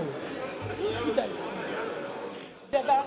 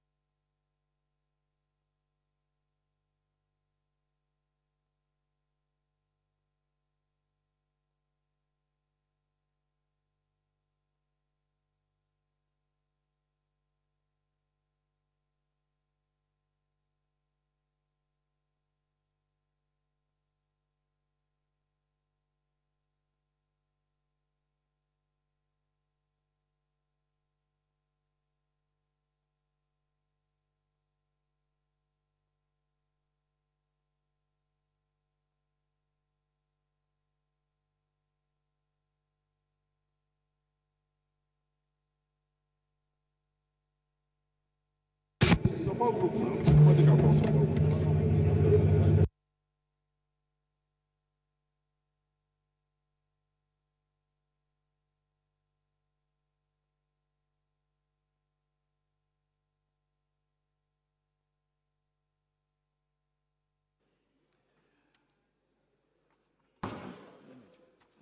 Honorable colleagues, I've just received a letter from Honorable Alexander Mascot, member representing Aba North South Federal Constituency of Abia State. And this letter is in respect of defection, notification of defection. The main body of the letter reads as follows. I am pleased to announce that I've joined the Labour Party formally. Earlier, I paid a visit to the Governor of Abia State, His Excellency Dr. Alex Chioma Oti, to receive his blessings as I transition into the Labour Party. As many are aware, I have consistently eulogized the Governor for the far-reaching transformation that has taken place and continues to unfold across Abia State. The results are visible and deeply impactful. I'm therefore delighted to now become a member of his political family. Together, we shall work in close collaboration, united by a shared commitment to prioritizing the welfare of Abians and contributing meaningfully to national progress. To my former party, the All Progressive Grand Alliance, APGA, I remain sincerely grateful for the opportunity afforded me in 2022 to contest and serve under its esteemed platform. I value the relationships built and the experiences gained. In our political space, leaders who are honest, dependable, focused, strong-willed, and scrupulous are rare. Abia has found such a leader, and I am proud to stand firmly in support of him. Labour Party is my party. Honorable Alexander Marcos Ikweche. Honorable Mascot, good luck. I'm sure Honorable George will be happy for you to step into his shoe. He exited at a time when you are coming in. We wish you all the best.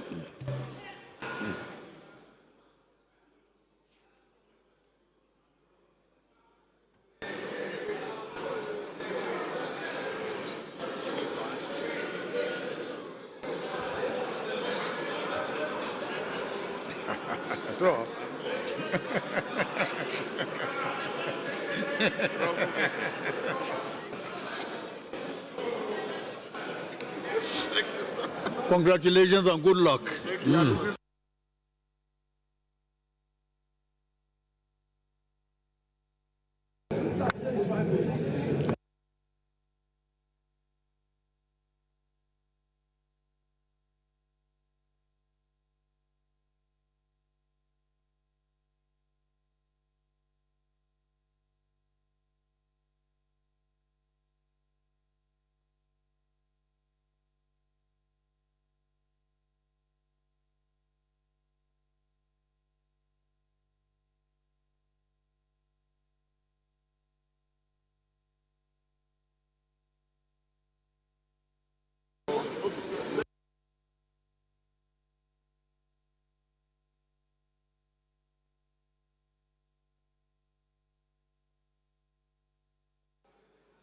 Honorable colleagues,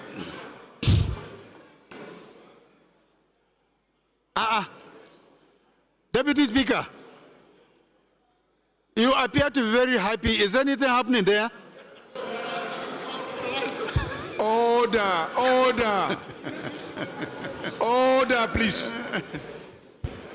Honorable members, the first business of the day. The second business of the day is presentation of one bill. I now invite the clerk to read the short title of the bill.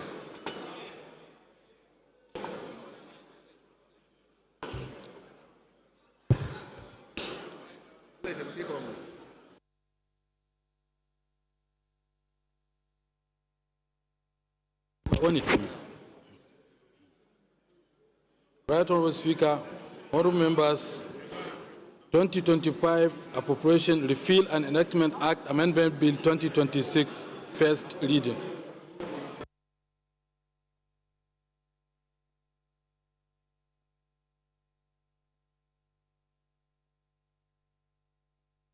Colleagues, the third business of the day is presentation of report of the Committee on Appropriations on a bill for an act to authorize the issue from the Consolidated Revenue Fund of the Federation the total sum of 68,303,309,818,667 naira only, of which 4,799,628,911,806 naira only is for statutory transfers.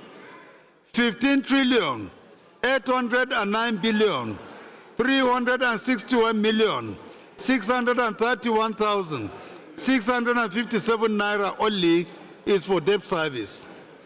15,427,257,802,407 naira only is for recurrent non-debt expenditure, while the sum of 32,287,601,472,797 naira only is for contribution to the Development Fund for capital expenditure for the year ending 31st day of December 2026. Standing in the name of Honorable Abubakar Kabir Bichi. Honorable members will recall that the bill was referred to the committee on Thursday, 29 January 2026. The report is ready for presentation.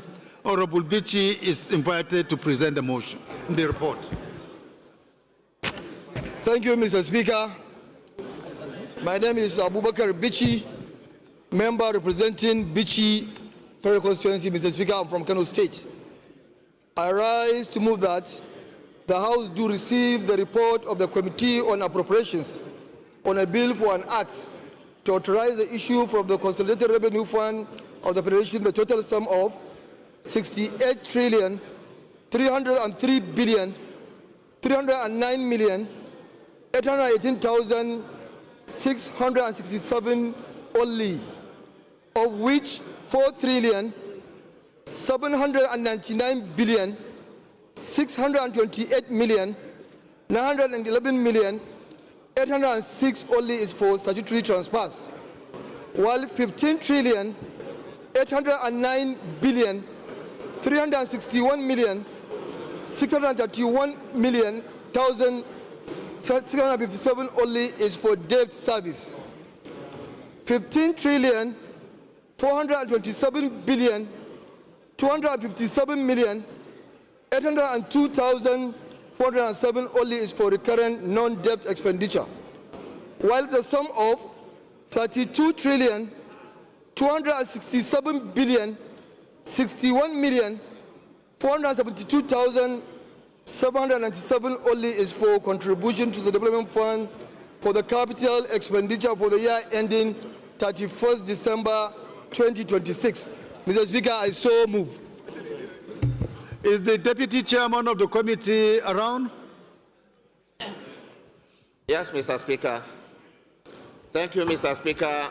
My respected colleagues, my name is Right Honorable Gariwe Iduma Enwo. Mr. Speaker, I represent the people of Afikpo and Eda Federal Constituency. Mr. Speaker, I'm from Ebonyi State.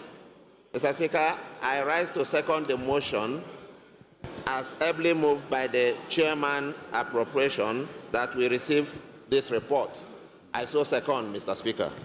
Those in support of this motion should say aye. Those against should say nay. The ayes have it. Honorable Bichi, please proceed and lay your report. Honorable colleagues, the first order of the day is commencement of debate on the general principles of a bill for an act to amend the 2025 Appropriation Act to further extend the capital component of the act from 31st March 2026 to 30 June 2026 and for related matters. Standing in the name of Honorable Julius Ohevery, the House Leader, Honorable members will call that the bill was read the first time on Tuesday, 31st March 2026.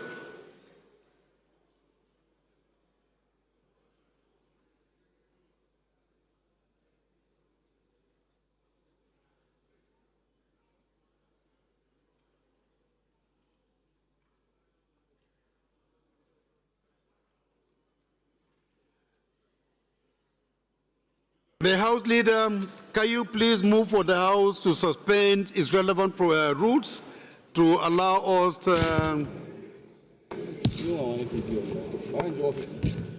commence and conclude debate on the extension of this appropriation bill from 31st of March to 30th of June 2026. Thank you very much, Mr. Speaker. I'm Professor Julius Ihanvere, One Federal Constituency, Edo State. Mr. Speaker, I rise to move that we suspend some of our rules to enable the House initiate debate on a bill for an act to amend the Appropriation Act, repeal and enactment, to extend the implementation of the capital aspect of the Appropriation Act 2025 from 31st March 2026 to 30th June 2026, and for related matters, HB 2743, I so move. Leader of the minority, please can you kindly second? Mr. Speaker, my dear colleagues, considering the fact that government was unable to meet up with the 2024-2025 extended date of 30th March, and to enable us provide essential services to the electorates and their country, I stand to support and second this motion that we do extend the deadline for this bill from 31st March to 30th June 2026. I so second, sir. Those in support of this motion should say aye. Those against should say nay. That is have it. House Leader, can you please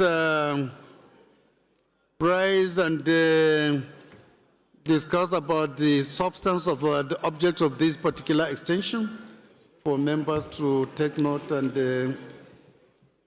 enable us to put the question for approval of the House. Thank you very much, Mr. Speaker. This is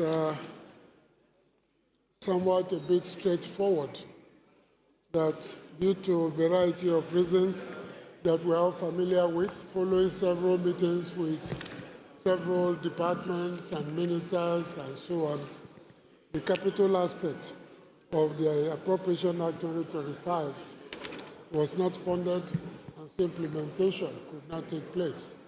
But to ensure that we give some more time to capture the work that we did robustly on that budget, and to give room for these projects to be implemented and to go through all the bureaucratic requirements in the ministries, we are recommending that we push the deadline of that budget from 31st March 2026 to 30th June 2026, which is an additional 3-month extension, to enable that capital aspect of the Appropriation Act 2025 to be fully implemented. That is all, Mr. Speaker. Thank you. So please, can you move? Have you moved? Okay. Minority Leader, please, can you second? Mr. Speaker, my dear colleagues, I most humbly rise to second the motion. I so second. Those in support of this motion should say aye. Those against should say nay. That is have it. Clerk? Right Honorable Speaker, honorable members, a bill for an act to amend the Appropriations Act, repeal and enactment to extend the implementation of the capital aspect of the Appropriations Act 2025 from 31st March 2026 to 30th June 2026 and for related matters. Second reading.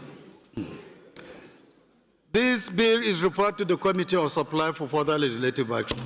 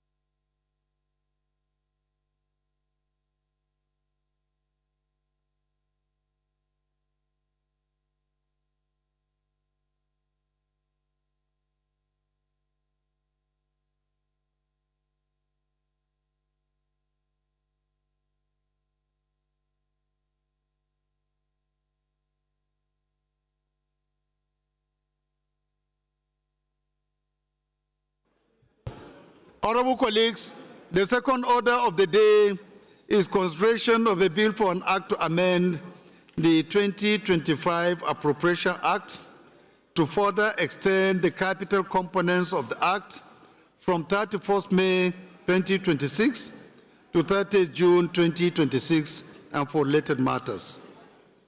Honorable members will recall that the bill was committed to the Committee of Supply on Tuesday, 31st March 2026.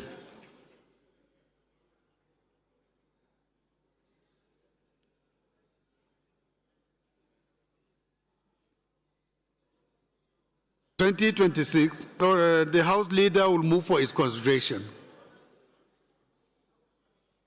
Come on. Mr. Waive, Speaker, please approach the chair. you wait.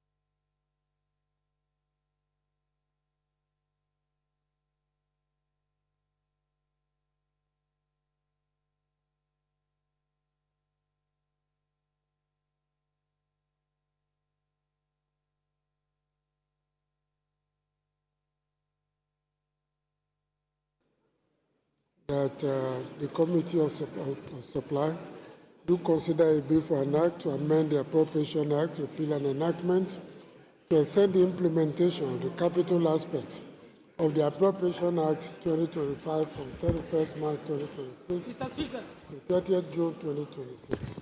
I so move.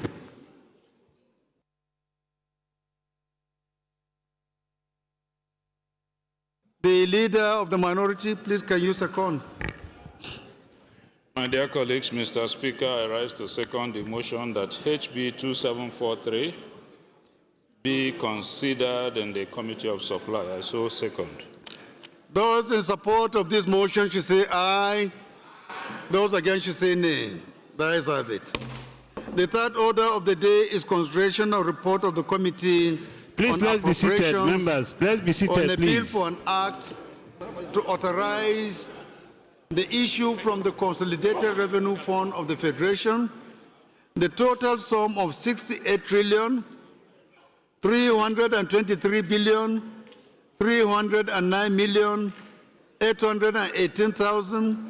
68,323,309,818,667 naira only, of which 4,799,628,802,407 naira only is for recurrent non-debt expenditure, while the sum of 32,287,061,472,797 naira only is for contribution to the Development Fund for capital expenditure for the year ending 31st day of December 2026.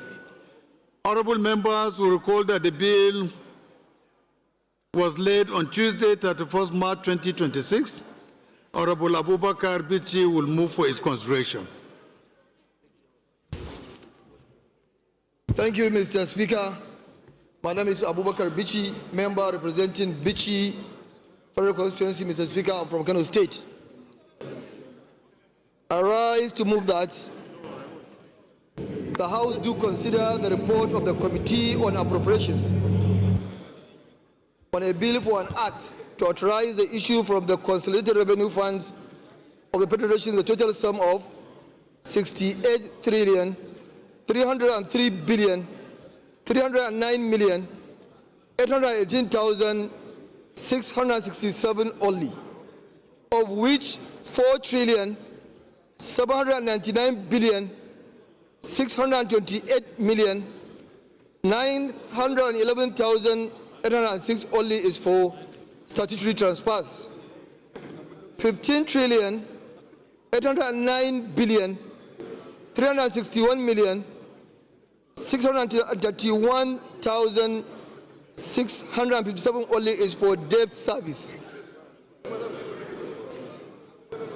15,427,802,407 only is for recurrent non-debt expenditure, while the sum of 32,267,061,472,797 only is for contribution to the Development Fund for capital expenditure for the year ending 31st December 2026.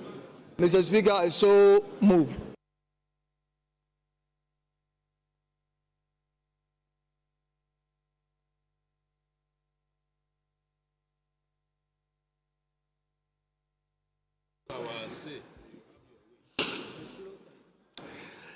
The Deputy Chairman, please, can you second? Thank you, Mr. Speaker, my very respected colleagues. My name is Right Honorable Igariwe Iduma Enwo. I represent the good people of Afikpo and Eda Federal Constituency. I'm from Ebonyi State. Mr. Speaker, I rise with respect to second the motion ably moved by the Chairman Appropriation that we consider this report. I so second, Mr. Speaker. Those in support of this motion should say aye. Those against should say nay. That is have it. Leader of the House. Leader of the House.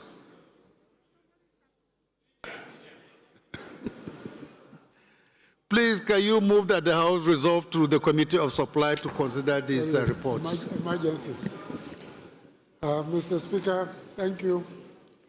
I rise to move that the House do resort to Committee of Supply to consider the appropriation bill as presented. I so move. Minority Leader. Mr. Speaker, I second the motion that the House do resolve into Committee of Supply. I so second. Those in support of this motion should say aye. Those against should say nay. That is have it. House has resolved to the Committee of Supply to consider the two reports.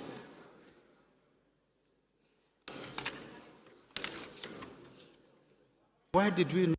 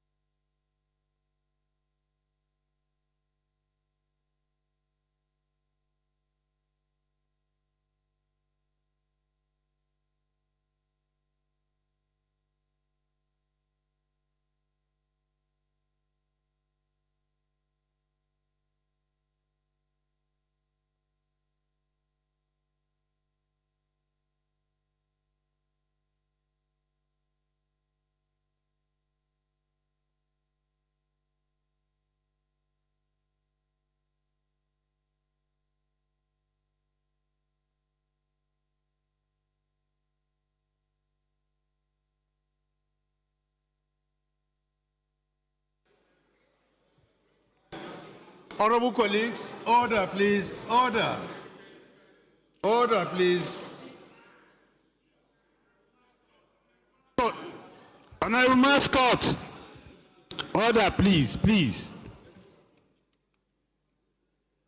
The leader of the House will give us synopsis of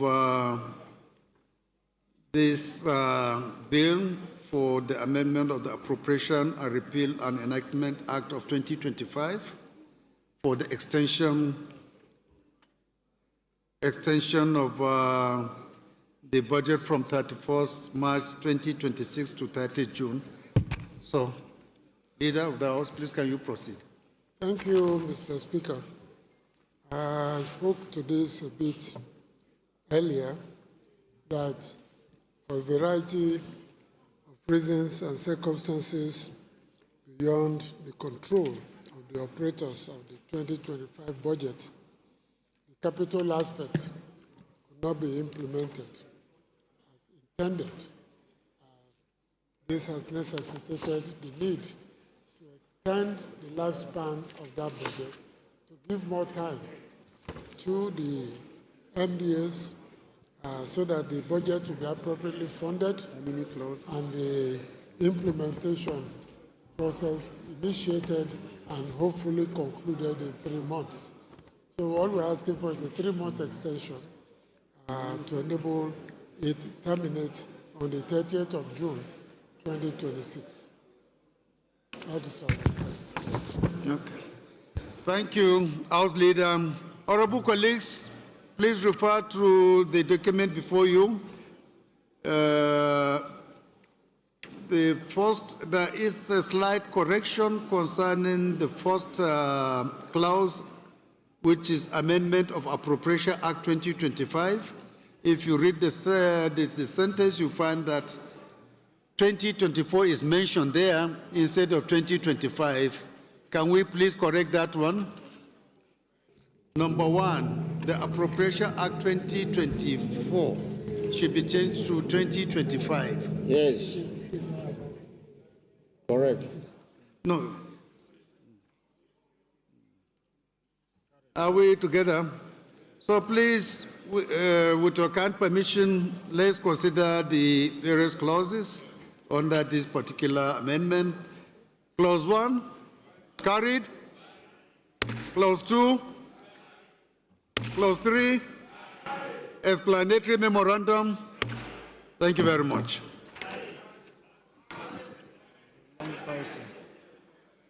Long title. Thank you.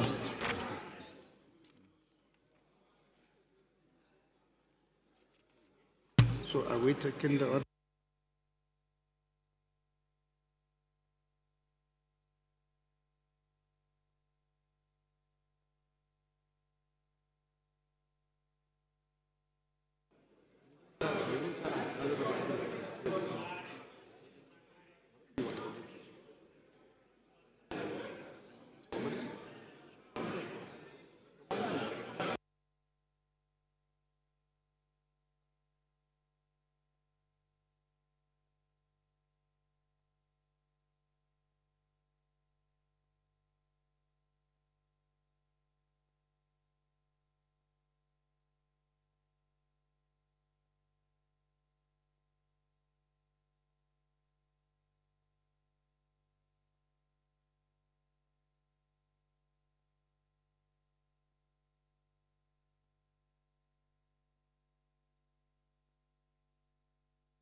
Honorable colleagues, the report to be considered next is that of the Committee on Appropriation on a bill for an act to authorize the issue from the Consolidated Revenue Fund of the Federation the total sum of 68,309,818,667 naira only, of which 4,799,628,911,806 naira only is for statutory transfers. 15,809,361,000 631,257,802,407 naira only is for recurrent non-debt expenditure, while the sum of 32,287,472,797 naira only is for contribution to the Development Fund for Capital Expenditures for the year ending 31st day of December 2026. I now invite Honorable Abubakar Bichi to give us the synopsis of this report. Thank you, Mr. Speaker. Honorable colleagues, my name is Abubakar Bichi, member representing Bichi Federal Constituency. Mr. Speaker, I'm from Kano State. Mr. Speaker, I rise to read our report for the Committee on Appropriations. It is my pleasure and privilege to present the report of the Joint Committee on Appropriation on the 2026 Appropriation Bill, HB 2682. Honorable colleagues, you may wish to recall that on Wednesday, 19 December 2025, the President, Commander-in-Chief of the Armed Forces of the Federal Republic of Nigeria, His Excellency President Bola Ahmed Tinubu, GCFR, laid before the joint sitting of the National Assembly the 2026 Appropriation Bill, in accordance with the legislative powers and control of Nigeria 1999 as altered. The 2026 budget theme, Budget of Consolidation, Renewal, Resilience and Shared Prosperity, reflects the executive determination to log in macroeconomic stability, deepen competitiveness, and ensure that growth translates into decent jobs. $472,628,944,762 naira, only, of which 4,097,381,000,000, while 15,251,538,827,425 only is for recurrent non-debt expenditure. 7,381,824 only is for contribution to the development funds for capital expenditure for the year ending of the 31st December 2026. Capital while protecting vulnerable stakeholders. Legislative actions. Mr. Speaker, honorable colleagues, the House debated on the general principle of the bill on Thursday, 29 January 2026. The committee referred to the relevant schedules of the bill to its subcommittees on money bills for debated legislative scrutiny.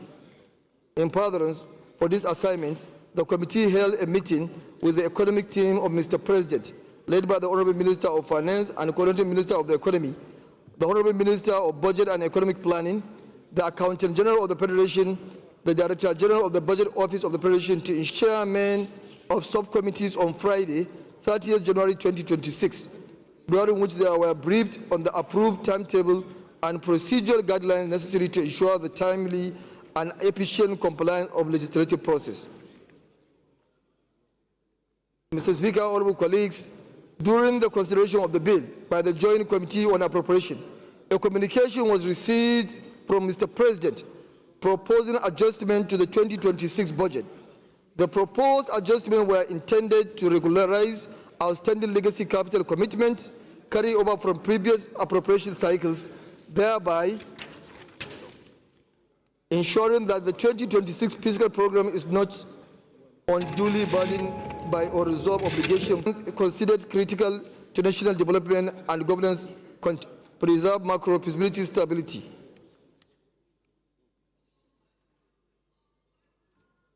Mr. Speaker, honorable colleagues, regularization of outstanding capital obligation, the inclusion with the 2026 appropriation bill of the outstanding unfunded capital obligation amounting 5.7 trillion, rather than from the 2025 Appropriation Repeal and Enactment Act, as well as 2 trillion capital priority projects across multiple sectors. framework for the Presidential Legacy Light Rail project in Lagos, Kano, Kaduna, Ogun State, including feasibility studies for the Enugu and Maiduguri Urban Light Rail project, as well as the narrow gauge railway network. Studies for the Calabar-Maiduguri corridor, traversing the North Central Zone, and the Maiduguri-Sokoto superhighway under the Tinubu National Beltway Initiative. In addition, $344 million, equivalent to approximately 482 billion naira, for priority health sector intervention tied to existing bilateral understanding and implementation commitments. D, further provision of 98 billion for the Court of Appeal and 36.7 billion for the Supreme Court in the support of institutional architecture for the 2027 general election cycle of more justice of the Court of Appeal and judges. Highlight of the adjustment. Number 1, 2025 outstanding legacy obligation is 7,717,395,470,119 naira. Ministry of Health, 482,758,620,690, while Murphy got 478,600,000,000. Feasibility study for Calabar-Maiduguri corridor and Maiduguri-Sokoto superhighway got 808,960,000,000, while Court of Appeal 98,513,319,000. Ministry of Judiciary got 268,544,925,837 naira, while Supreme Court got 36,705,655,855. The total increase from executive is 9,91,477,991,501 naira only. Mr. Speaker, honorable colleagues, consider this huge amount of money. We engage the Ministry of Finance to give us the source of funding. The source of funding is as follows: increase in the oil benchmark by $10 per barrel, which will generate an additional of 2,592 billion. Yes. Number 2, another source of fund is recent tariff have begun to correct the structural imbalance previously prevalent in the sector. The restoration of more commercially viable operating environment has stimulated renewed investor confidence, as evidenced by the capital inflow and investment commitment exceeding $2 billion. From a fiscal perspective, the telecommunications sector is therefore transitioning from a position of concern a tax yield and underinvestment to one characterized as follows: MTN. Number 3, an increase in external borrowing by 6.163 trillion naira. That is source of funding for the increase of 9 trillion naira from the executives. Mr. Speaker, honorable colleagues, having considered the proposed adjustment of Mr. President on the 2026 budget, the highlight of the new 2026 budget is estimated as follows: aggregated expenditure 68,323,309,818,667 naira only, while statutory transfers 4,779,688,911,872,797 naira only, while our debt servicing now is 15,809,361,631,657 only. Mr. Speaker, honorable colleagues, observation of our committee is as follows: that Mr. President, in his initial budget proposal, reflected an increase of 1.7 trillion in the allocation to the Ministry of War. Number 2, that the 70% of capital projects Our observation number 3, Mr. Speaker, honorable colleagues, is the committee further observed that the adjustment to the 2026 budget estimate will enable the number 4, fundamenting the previous Appropriation Act, reflecting that federal government determination to prioritize important sectors such as security, health, education, infrastructure development, and the welfare of the electorate. Mr. Speaker, honorable colleagues, our recommendations.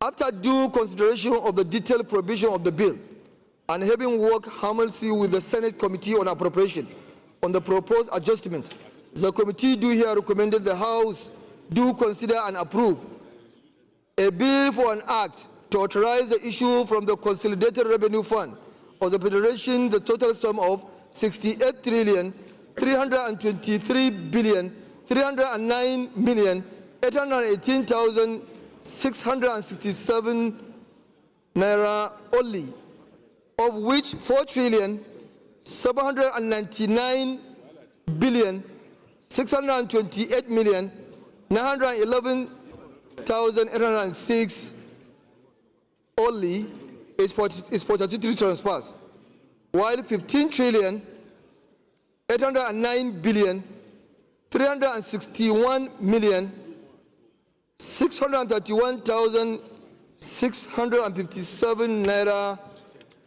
only is for debt servicing, while 15,427,257 million,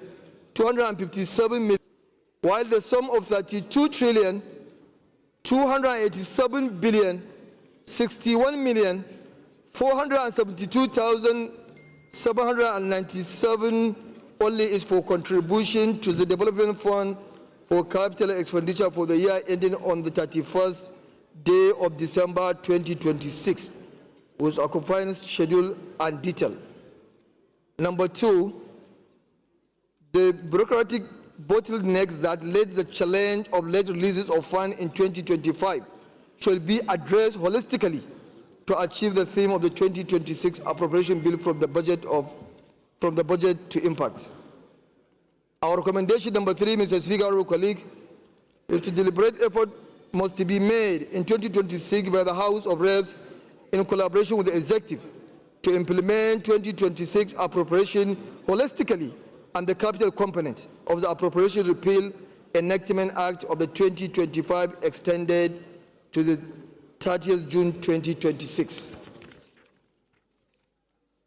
Our last recommendation, Mr. Speaker, 2026 budget implementation should be monitored by the various committees with purpose to manage and guide capital project implementation with discipline and pursue infrastructure goals that broad-based with sustainable legislation. In conclusion, Mr. Speaker, on behalf of the committee, we wish to thank the Right Honourable Speaker and the leadership of their support to the committee. We also wish to thank the appropriations subcommittees for their cooperation in making the budget process robust and effective. This has contributed significantly in the making the report a success. Lastly, we thank honourable members of the committee and staff who worked tirelessly to ensure successful completion of legislative assignment. Mr. Speaker, I so submit. Thank you, Honorable Chairman Appropriation, for a very comprehensive report and detailed analysis of the budget of 2026. I'm sure every member has been enlightened. We all have the submissions made and the explanations made by the chairman. So I think with that, we can go ahead and start the consideration. Gross revenue Federation of the Federation.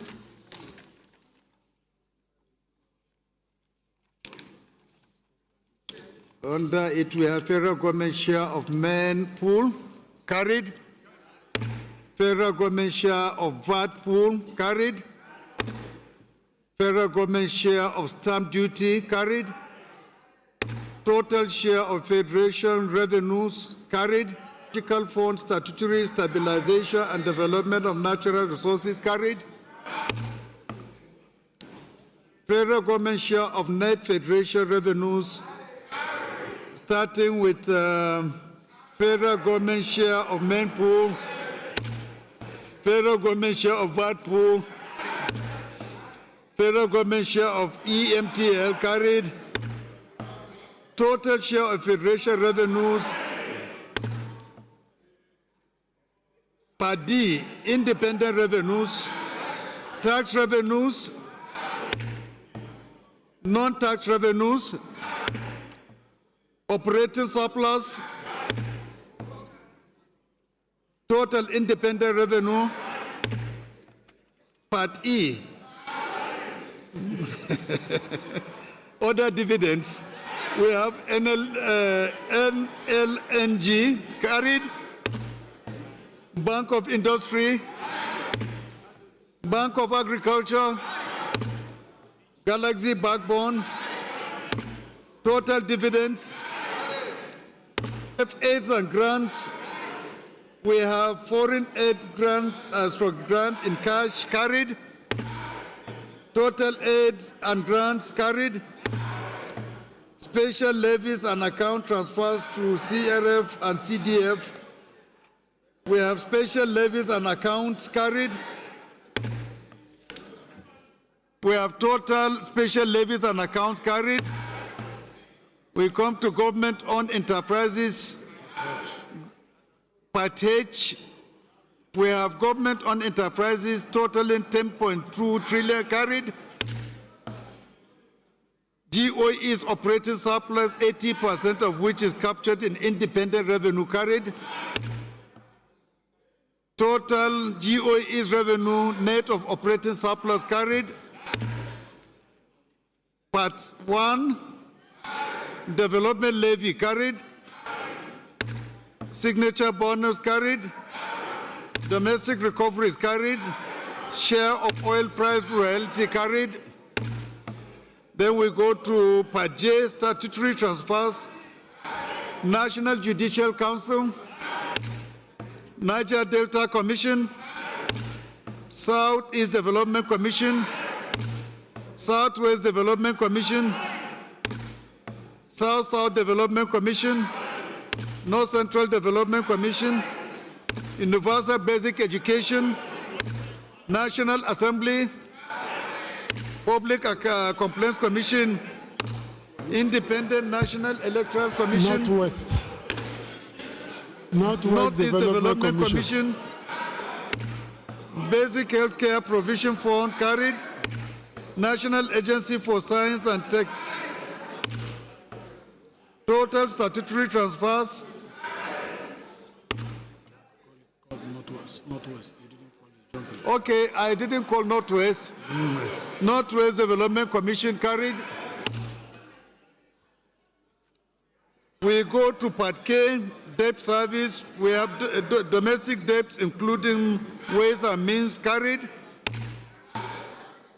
Foreign debts carried. Sinking fund to retire maturing promissory notes carried.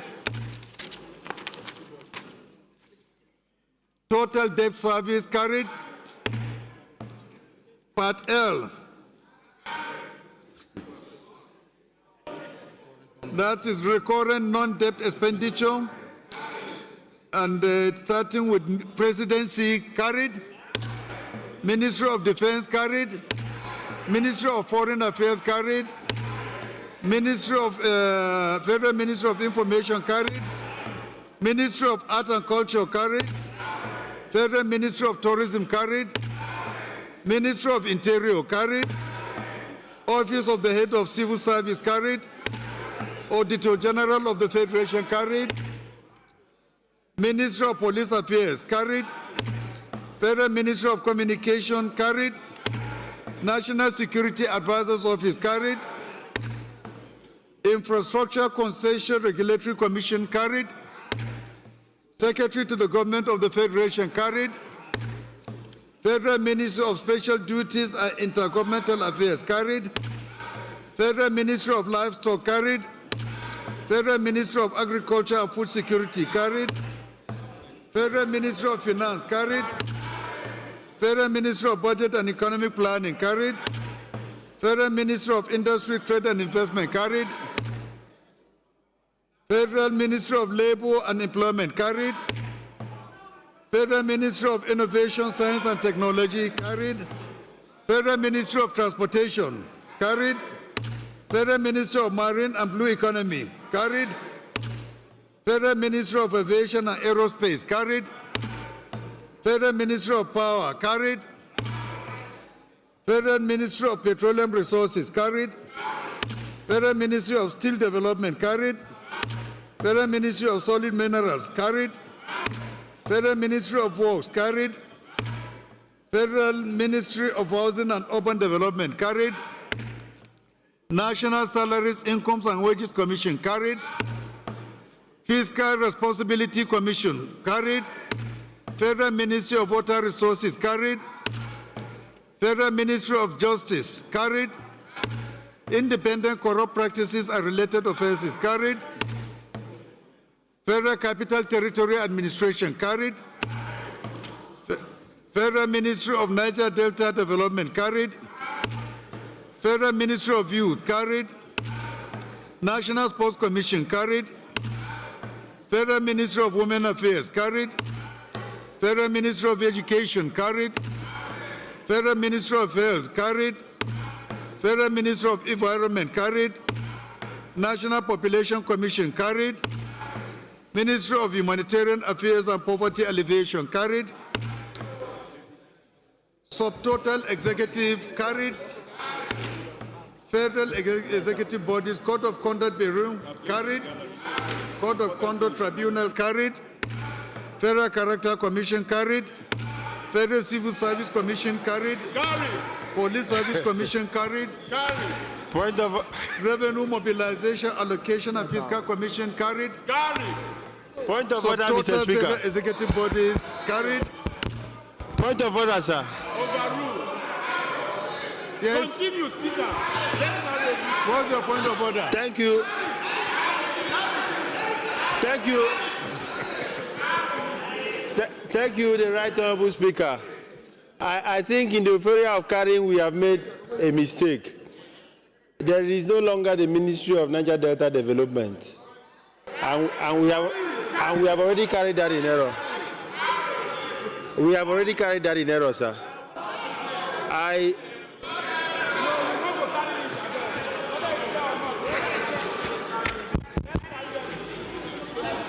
Bichi, we no longer have Ministry of Niger Delta Development. Page 479.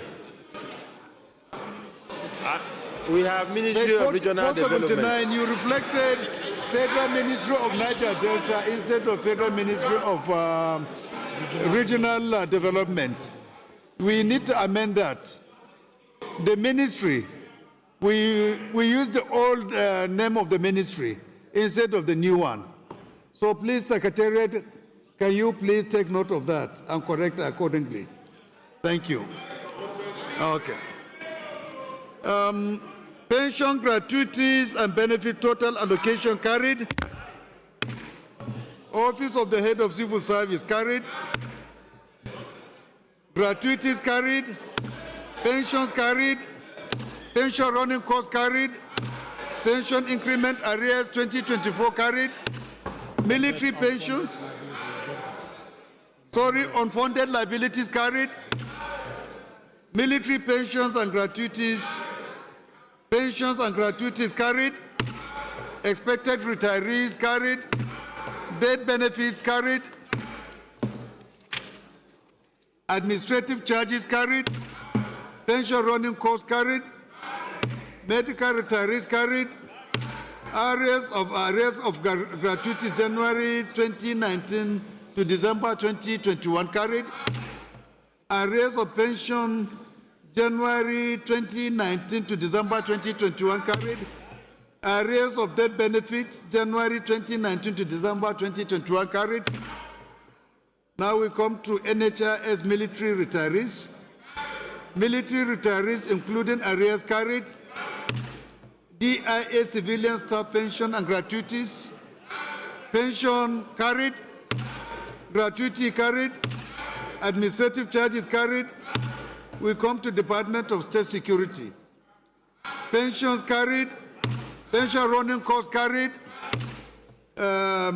Verification exercise carried.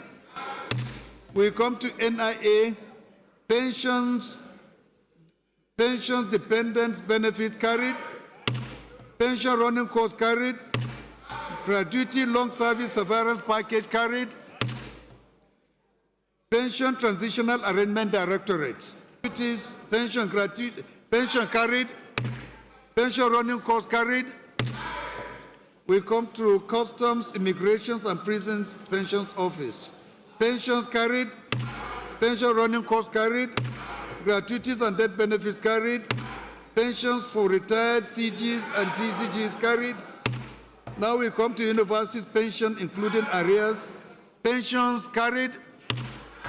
Parastatals pension and railway pensions, beginning with pensions carried. Pension running costs carried. Unfunded liabilities carried. We come to NELCOM. NELCOM pension and stroke arrears carried. National Pension Commission, PENCON, carried. Payment of gratuity to civil servants, carried.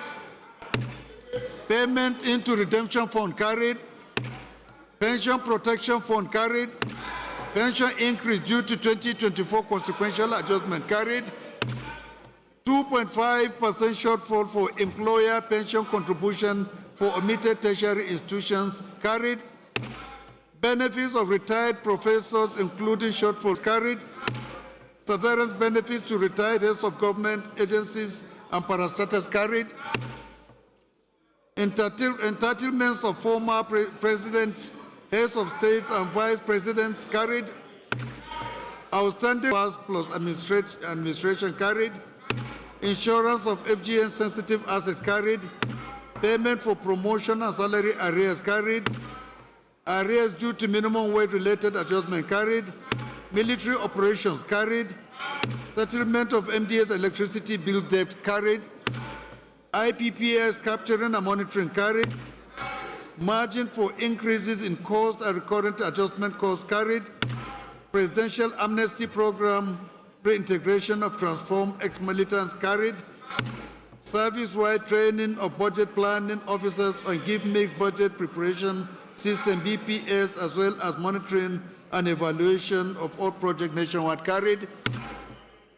National Social Investment Program Agency recurrent, carried. Contingency recurrent, carried. International sporting competitions, carried. TSA operation, carried. Contribution to international organizations, carried. Gavi immunization, carried. Malaria vaccination of infants, carried. Human capital development, carried.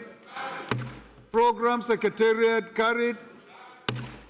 Presidential Women's Health Transformation Initiative, carried. Police Operation Fund, carried. North National Security and Civil Defense Corps Special Operations Fund, carried. DSS Special Operation Fund, carried. National Poverty Reduction with Growth Strategy, carried. Provision for Corps members, NHIS, carried. Office of the Special Advisor on Special Coordination, carried. National Homegrown School Feeding Program, carried.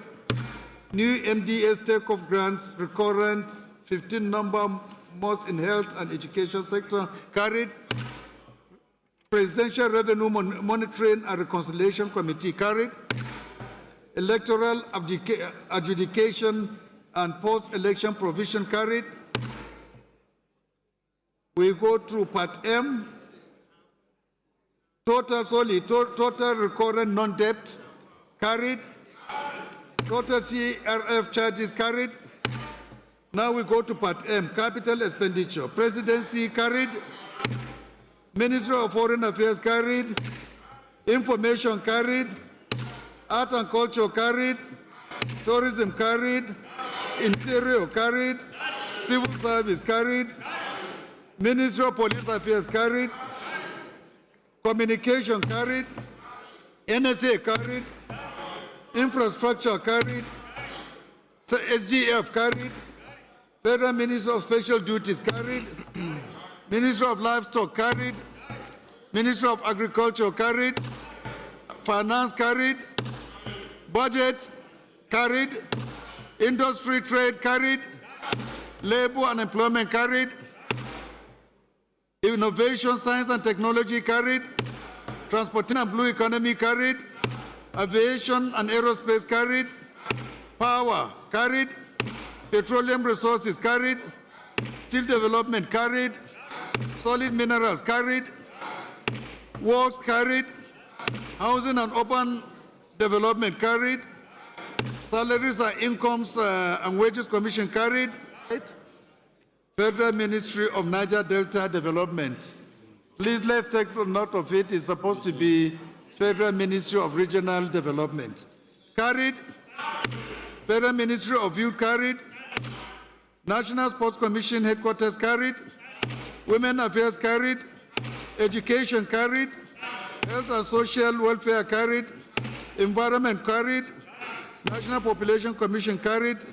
Humanitarian Affairs carried. Subtotal Executive carried. Federal Executive Bodies, starting with Code of Conduct carried. Code of Conduct Tribunal carried. Federal Character Commission carried. Federal Service Commission carried. Public Service Commission carried.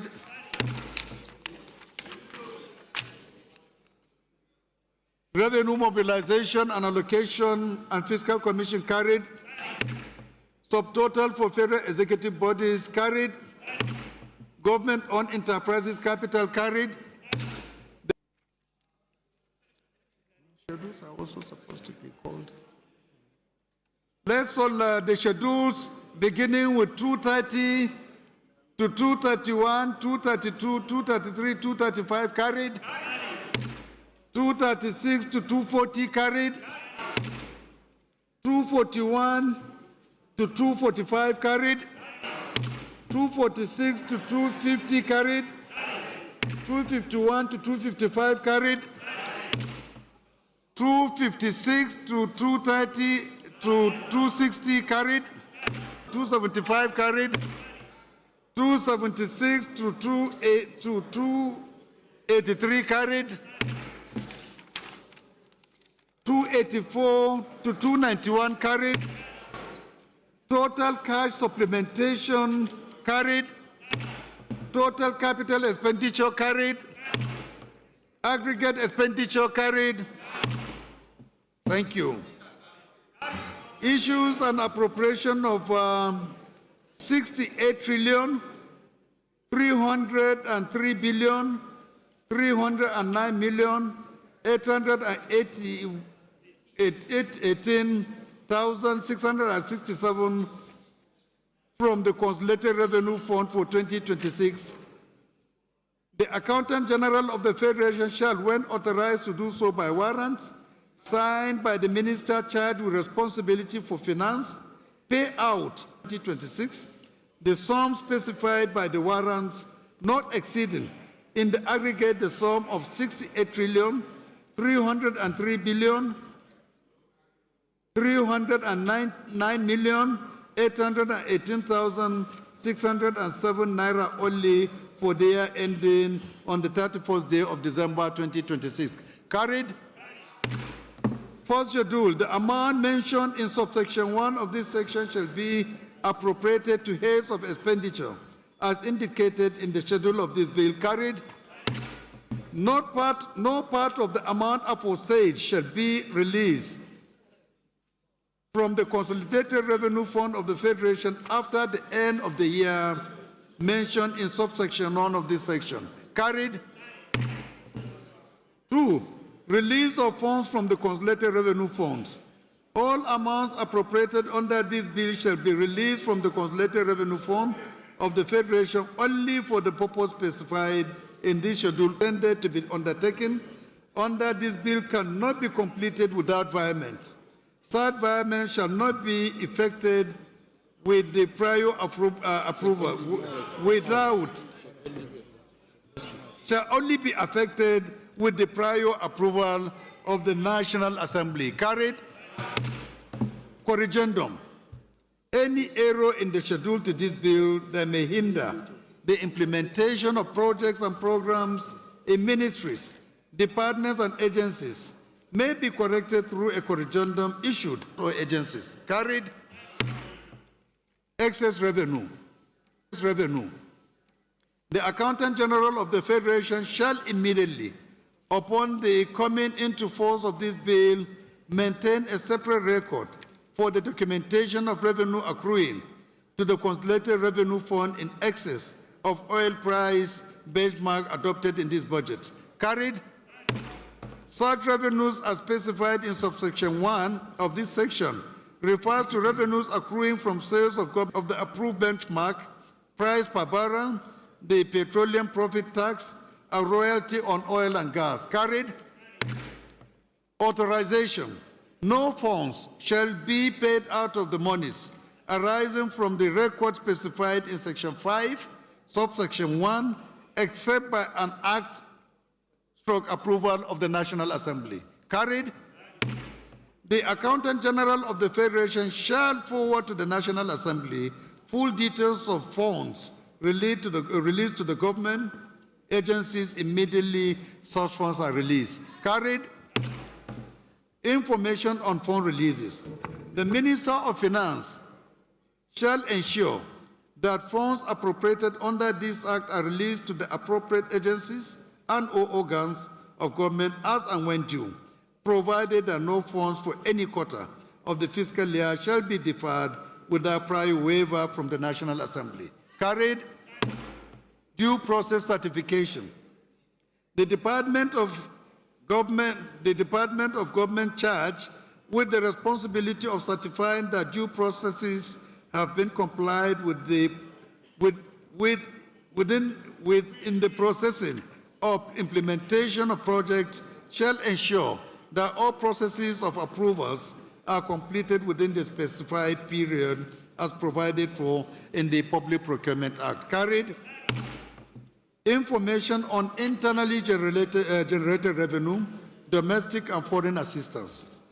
All accounting officers of ministries, parastatals, and departments of government who control heads of expenditures shall, upon the coming into effect of this bill, furnish the National Assembly on quarterly basis with detail of A, internally generated revenue of the agency in any form. Carried. And B, all foreign and domestic assistance received from any agency, person, or organization in any form. Carried. Power of Nigerian missions, embassies and missions. The missions and embassies shall constitute their tender board as in parastatals tenders board, PTB, within the requisite threshold in compliance with the extant executive circular and the provisions of the Public Procurement Act. Carried. The true part of it is the detailed estimates of expenditures are set out in the second schedule to this bill. Carried. Detailed estimates. The detailed estimates of expenditures are set out in the second schedule to this estimate. Carried. Esperi, please delete again another correction. No constitution at 99 is typographical. So the only thing that should remain is just Esperi. Expiry date. So delete Constitution stroke 99, 1999. In line with the provisions of Section 318 of the Constitution of the Federal Republic of Nigeria, this bill expires after 12 months, starting from 1st January of 1st January through 31st day of December 2026, when assented to. Carried. Short title. This bill may be cited as the Appropriation Bill 2026. Carried.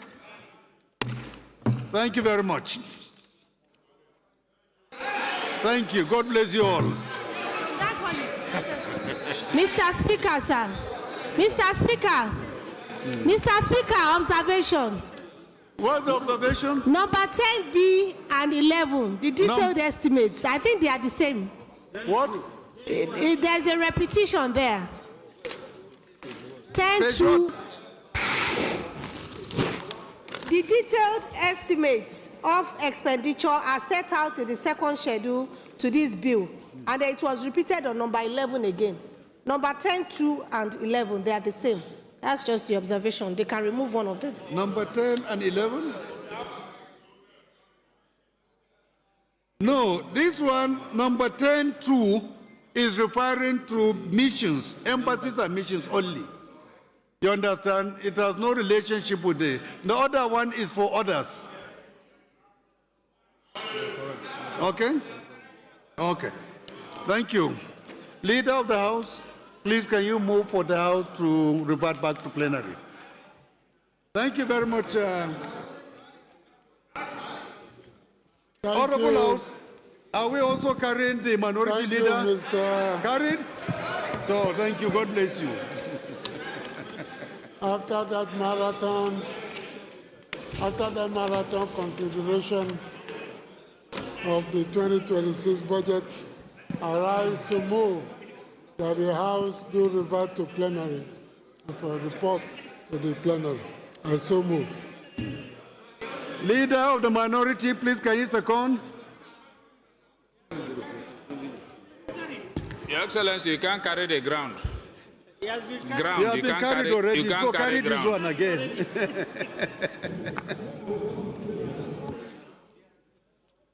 We have moved for the House to revert back to plenary. Mr. Chairman, my dear colleagues, I second the motion that we revert back to plenary to consider report from Committee of Supply. I so second. In support of this motion, should say aye. Those against should say nay. That is have it. Our House has reverted back to plenary. Thank you very much.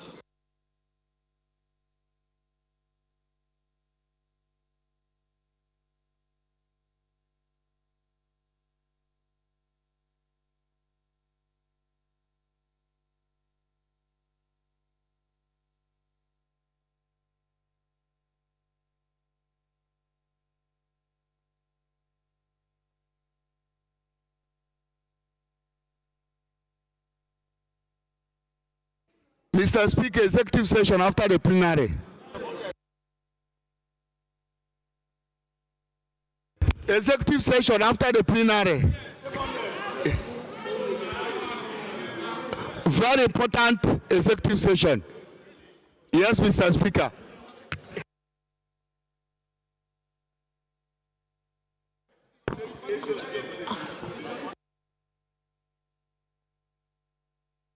Honorable Chinedu, approach Mr. Speaker.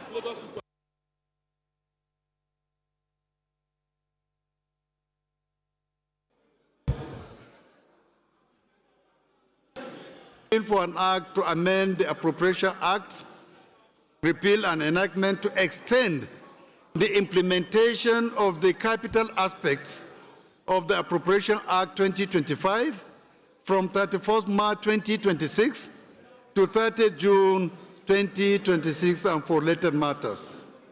In so doing, we have approved clauses 1 to 3, the explanatory memorandum, and the long title of the bill.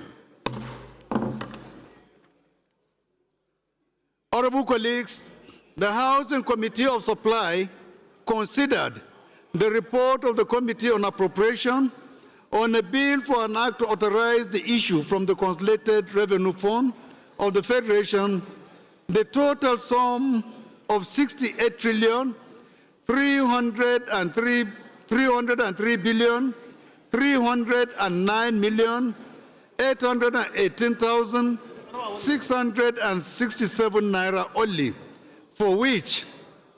of which 4 trillion 799 billion 628 million 911,806 naira only is for statutory transfers.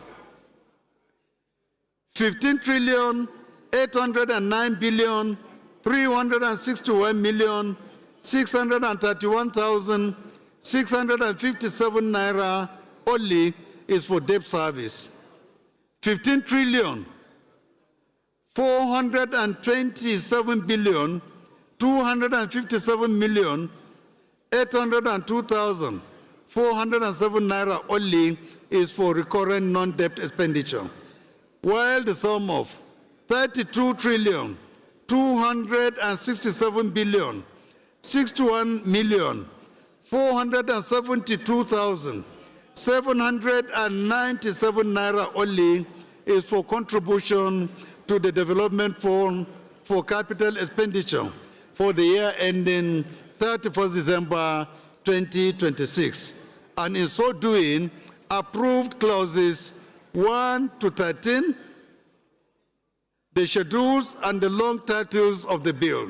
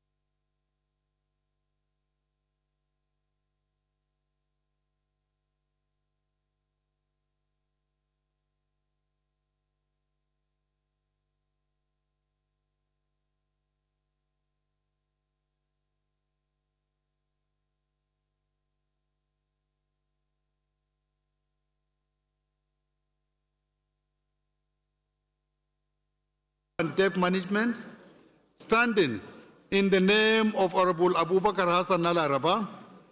Honorable Nalaraba is invited to present the report. Thank you, Mr. Speaker, my highly respected colleagues.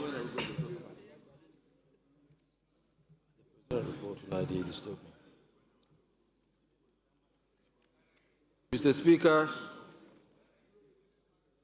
Committee on Aid, Loans and Debt Management report presentation as follows. That the House do receive the report of the Committee on Aid, Loans and Debt Management on the request for the approval to establish a standard trust return swap external financing program of $5 billion with the First Abu Dhabi Bank to support. Any seconder, is the deputy chairman of the committee around? Yes, Mr. Speaker. Okay, go ahead, please. Thank you, Mr. Speaker.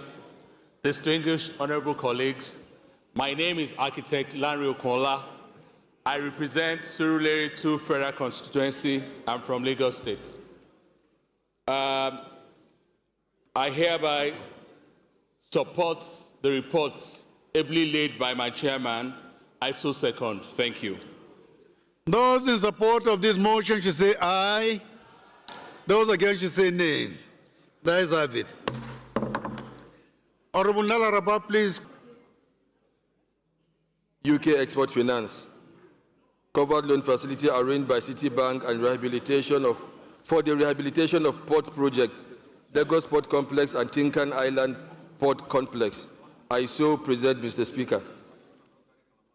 My able chairman, I so second. Thank you. Those in support of this motion should say aye. Those are two reports of the Committee on Aid, Loans and Debt Management.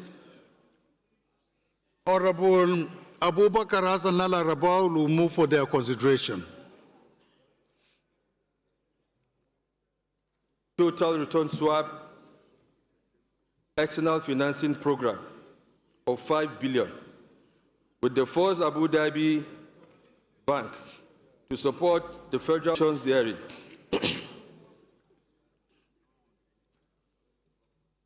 Mr. Speaker, I will continue with the 945,600 55 cents. UK Export Finance, UKEF, covered loan facility arrangement by Citibank for the rehabilitation of Ports Project Lagos Port Complex and Tinkan Island Port Complex, Nigeria, and approved recommendations therein. I so present, Mr. Speaker. Thank you, sir.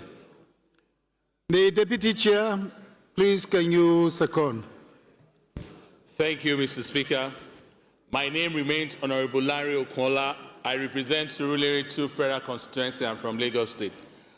I hereby second the motion ably moved by my chairman. I so second. Thank you, Mr. Speaker. Those in support of this motion should say aye. Those against should say nay. The ayes have it. Mr. Speaker, distinguished colleagues, I rise to move that the House do reserve to Committee on Supplies in order to consider the 2 reports ably presented by the Committee on AIDS, Loans and Debt Management. I so move. The Leader of the Minority. Mr. Speaker, my dear colleagues, I second the motion that we resolve into Committee of Supply. So second. Those in support of this motion should say aye. Those against should say nay. The ayes have it. House has resolved to Committee of Supply to consider these 2 bills.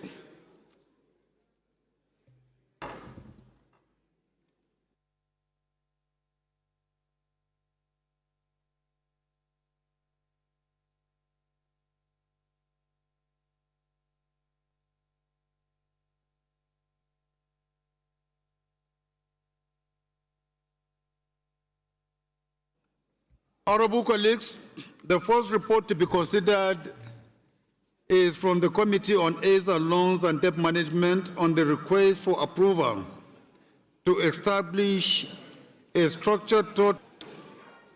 Chair rules. Have you made copies for members?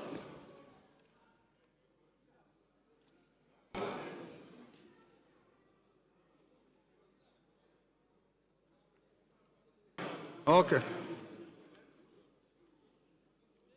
So as I was saying earlier, the first report to be considered is from the Committee on AIDS and Loans and Debt Management on the request for approval to establish a structured total return swap external financing program amounting to $5 billion with First Abu Dhabi Bank to support federal government funding and fiscal liquidity management. On this regard, I would like to invite Honorable Abubakar Hassan Laraba to give us a brief synopsis of this report. Thank you, Mr. Speaker.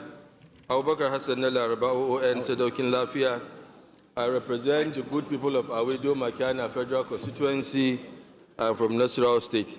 Mr. Speaker, my highly respected colleagues, the aim of acquiring this facility is to rehabilitate and modernize, restore and upgrade Nigerians' most vital ports, which is the Apapa and Tinkan port, which have been reached critical engineering failure stages along the period of time. The rehabilitation and reconstruction of these ports will improve the port's functionality and operational efficiency to meet the growing trade demand, enhance safety, and approve the report of the Citibank loan in the United Kingdom. The second report, Mr. Speaker,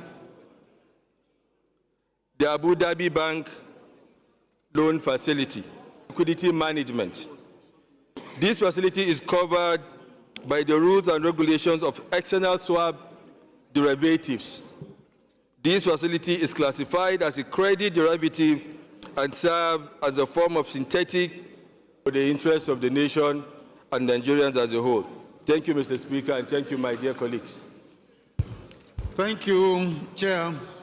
Honorable colleagues, I think with this brief explanation and clarification, we can go ahead into the main consideration. The first consideration is one, that the implementation of a total return, that the House do consider, that the implementation of a total return swap transaction involving the federal government of Nigeria and First Abu Dhabi Bank in aggregate principal amount of up to 5 billion USD, together with the collateralization of the transaction by the issuance of Naira of up to. The second is that the federal government of Nigeria makes margining payments to First Abu Dhabi Bank in USD cash upon demand, if at any time, either due to fluctuations in the market prices of the federal government securities or as a result of movement in exchange rate, or both, the value of the collateral issued to FAB falls below the initial value at the time of interstate dollars should be, and other ancillary agreements as may be required between the federal government of Nigeria and First Abu Dhabi Bank, PJSC. Carried. The last but not the least, authorization of the use of proceeds for budget implementation, development of key infrastructure projects which are of priority to the administration, repayment of relatively more expensive domestic and external debts in the federal government Nigerian public debt portfolio. Carried. We go to the second request. Honorable Nala Raba, would you want to give a synopsis of the second request from the federal government?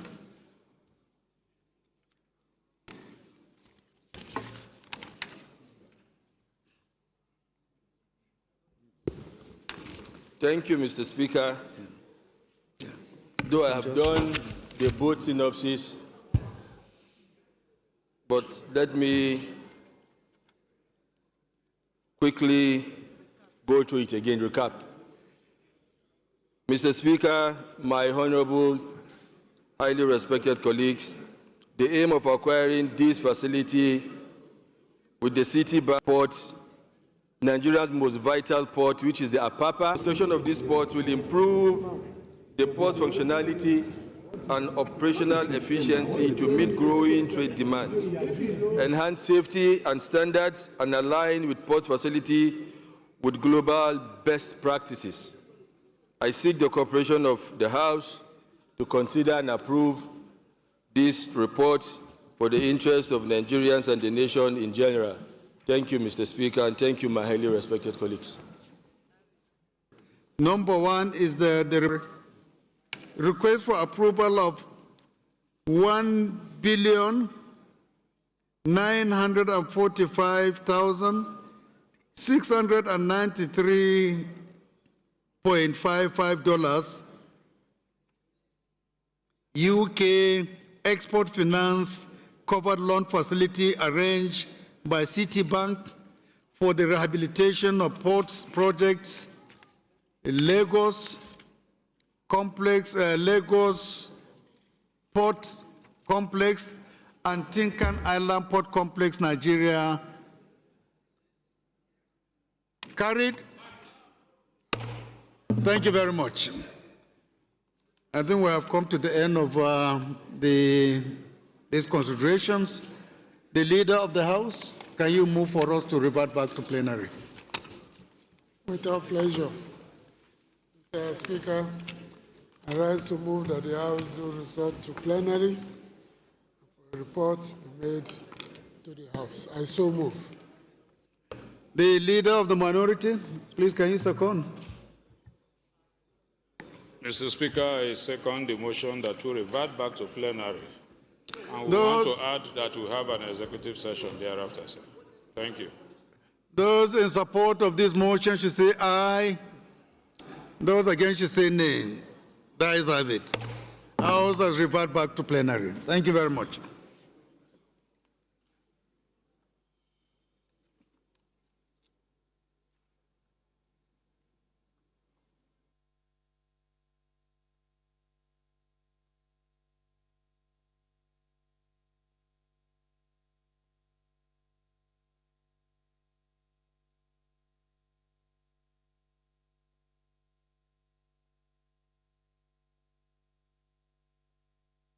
Honorable colleagues,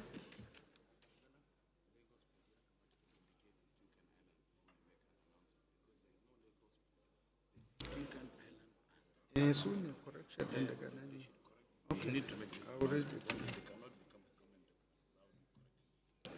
will correct it in the chairman's report. honorable colleagues, the House in Committee of Supply considered the report of the Committee on AIDS, Loans and Debt Management on the request for approval to establish a structured total return swap external financing program of $5 billion with First Abu Dhabi Bank to support federal government funding and fiscal liquidity management, and in so doing, approve recommendations 1 to 4 of the report.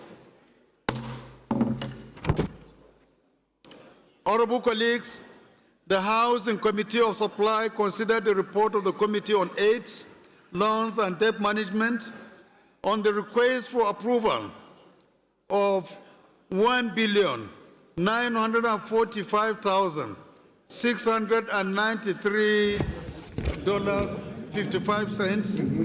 UK Export Finance Covered Loan Facility arranged by Citibank for the rehabilitation of Tinkan Island, Lagos, Lagos Apapa Port and Tinkan Island Complex, and approve, in so doing, approve the only recommendation of the report.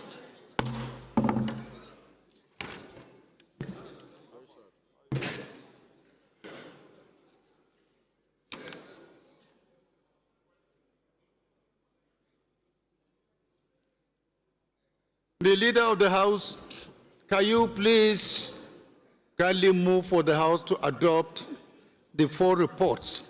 I think it's 4, right? 3 or 4? 3. Okay, the 3 reports. Thank you, Mr. Speaker. How many? 4. 4? Yeah. All right.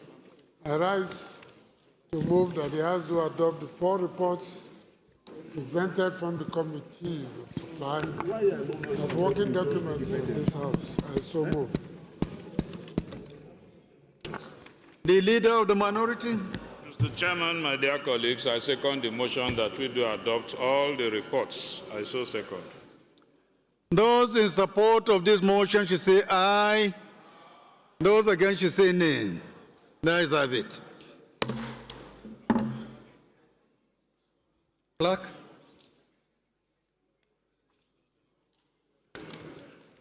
Kasanzani.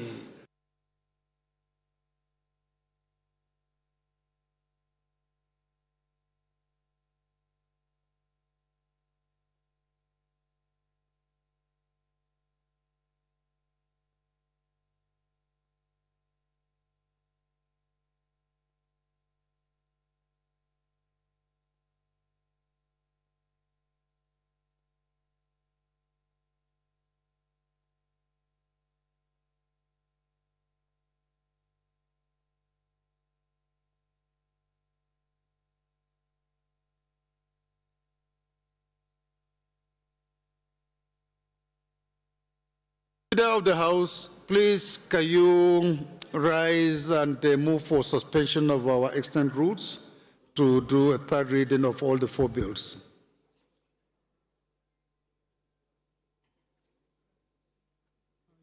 Move that we suspend relevant. I so move.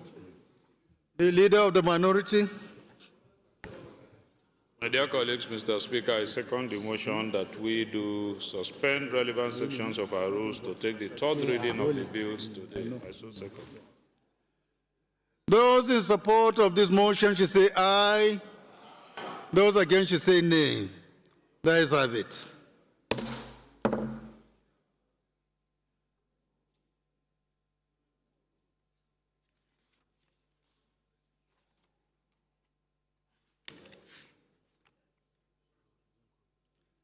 Clerk, please. 15 trillion, 809 billion, 361 million, 631,657 naira only is for debt service. 15 trillion, 427 billion, 257 million, 802,407 naira only is for the current non-debt expenditure. 22,797 naira only is for contribution to the development fund for capital expenditure for the year ending 31st December 2026, third reading. All these bills, 304 in number, are read the third time and passed.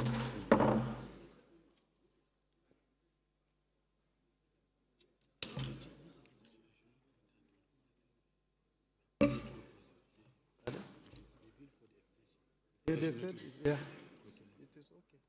That it is not.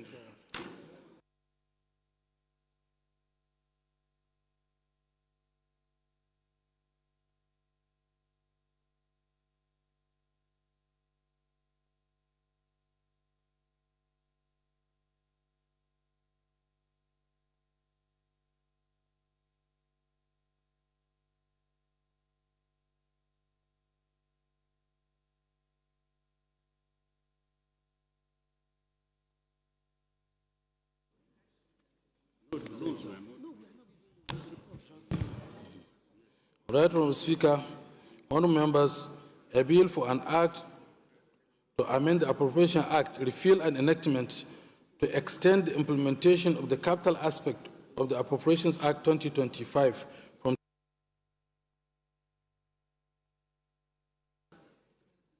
the first is coming from Honorable Comrade Bashiru Usman Gorau, member representing Goranyo, Gada Federal Constituency of Sokoto State. And his message today is you stand up and stand tall and erect like a soldier. Because you are going to disappoint our minority leader. I think your whole intent and motive is to all run and leave him alone in PDP, which is no good. And the entire house of my defection from the People's Democratic Party, PDP, to the African Democratic Congress, ADC. This decision, born out of deep personal conviction and a fundamental divergence in principles, ideology, and internal governance between my former party, PDP, my own political beliefs, and the yearnings and aspirations of my constituency. In recent times, it has become evident that the PDP has drifted from its founding ideals and no longer provides a platform for an inclusive and people-centered representation that resonates with what I promised my constituents due to persistent divisions. These are in consultation with leaders, stakeholders, and good people of Goronyo Federal Constituency, decide to join the African Democratic Congress, ADC, a party whose values of grassroots empowerment, rule of law, institutional integrity, and national renown, Honorable Comrade Bashir Usman Gorau. My brother, I wish you all the best. I won't say good luck. I will say I wish you all the best. All the best, and we'll be looking forward to seeing your contribution under this new platform. All the best. We have another letter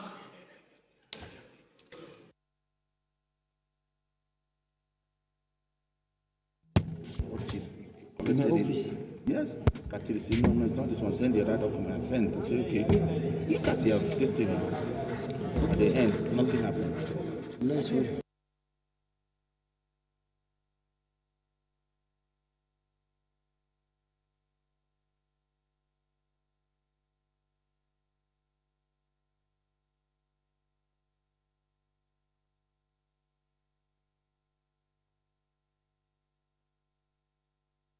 Adege Olawande, Chairman Parliamentary Friendship Group to Malaysia, a member representing letter of resignation. By his own is resignation from Labour Party. The content of the letter reads decision to join the African Democratic Congress. Due to prolonged internal crisis, leadership division had reached the difficult Honorable George Olawande. Honorable George, wish you all the best. Good luck in your new party.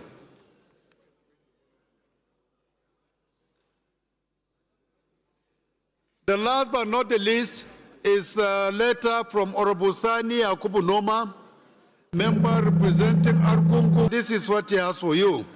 He said, I write to formally notify this honorable house of my resignation from the People's Democratic Party, PDP. This decision was reached after wide consultations with my constituents, political associates, and key stakeholders for the platform it provided me to serve and represent my people in this honorable house. I remain appreciative of the support, cooperation, and political opportunities the party afforded me over the years.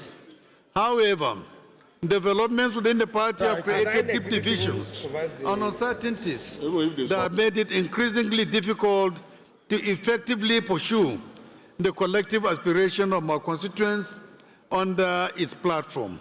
Thus, in the overriding interest of my constituents and in order to better position our constituency for development and effective representation, I have resolved to join the African Democratic Congress, ADC.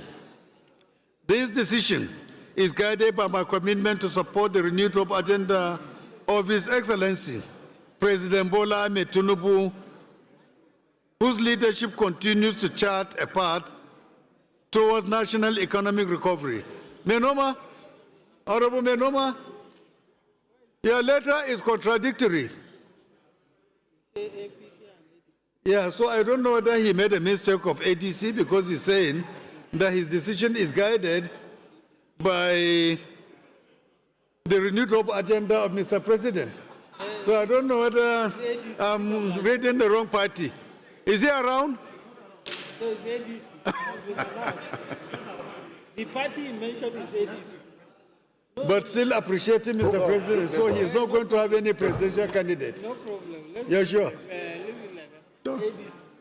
He said this decision is guided by my commitment to support the renewed hope agenda of His Excellency, President Bola Ahmed Tinubu, whose leadership continues to chart a path towards national economic recovery, institutional reform, and sustainable development.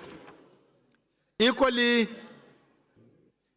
I think it's APC he is trying to say. Don't think, sir. Don't think. Don't think. I will suspend the reading of this until I meet the man. This letter is stepped down by the leave of the House.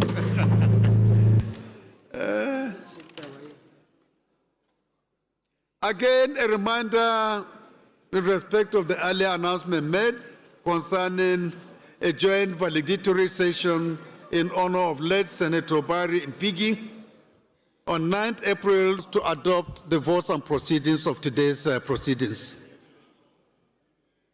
Thank you very much, our amiable Speaker. I rise to move that we adopt the votes and proceedings of today's session so that since we are going on a long break, there will be no sitting in another 2-3 weeks. I so move. The minority leader, please, can you second? My dear colleagues, Mr. Speaker, I rise to second the motion that we adopt our proceedings of today as a working instrument of the Parliament. I so second. Those in support of this motion should say aye. Those against should say nay. That is have it. Leader, can you move for the House to adjourn plenary to 21st of July, 21st of convention, coming our opposition partners. So we able our ADC members. And as you can see, we are ready for more work. So I don't know why we are going on break. But since there's no work left to be done for today, it is with pleasure I move that we adjourn plenary to the 21st of April, 2026 at 11 a.m. Speaker, my dear colleagues, I second the motion. As so moved by the House Leader, I so second. Those in support of this motion should say aye. Those against should say nay. There is have it. House has adjourned plenary until 21st of April 2026. Thank you very much.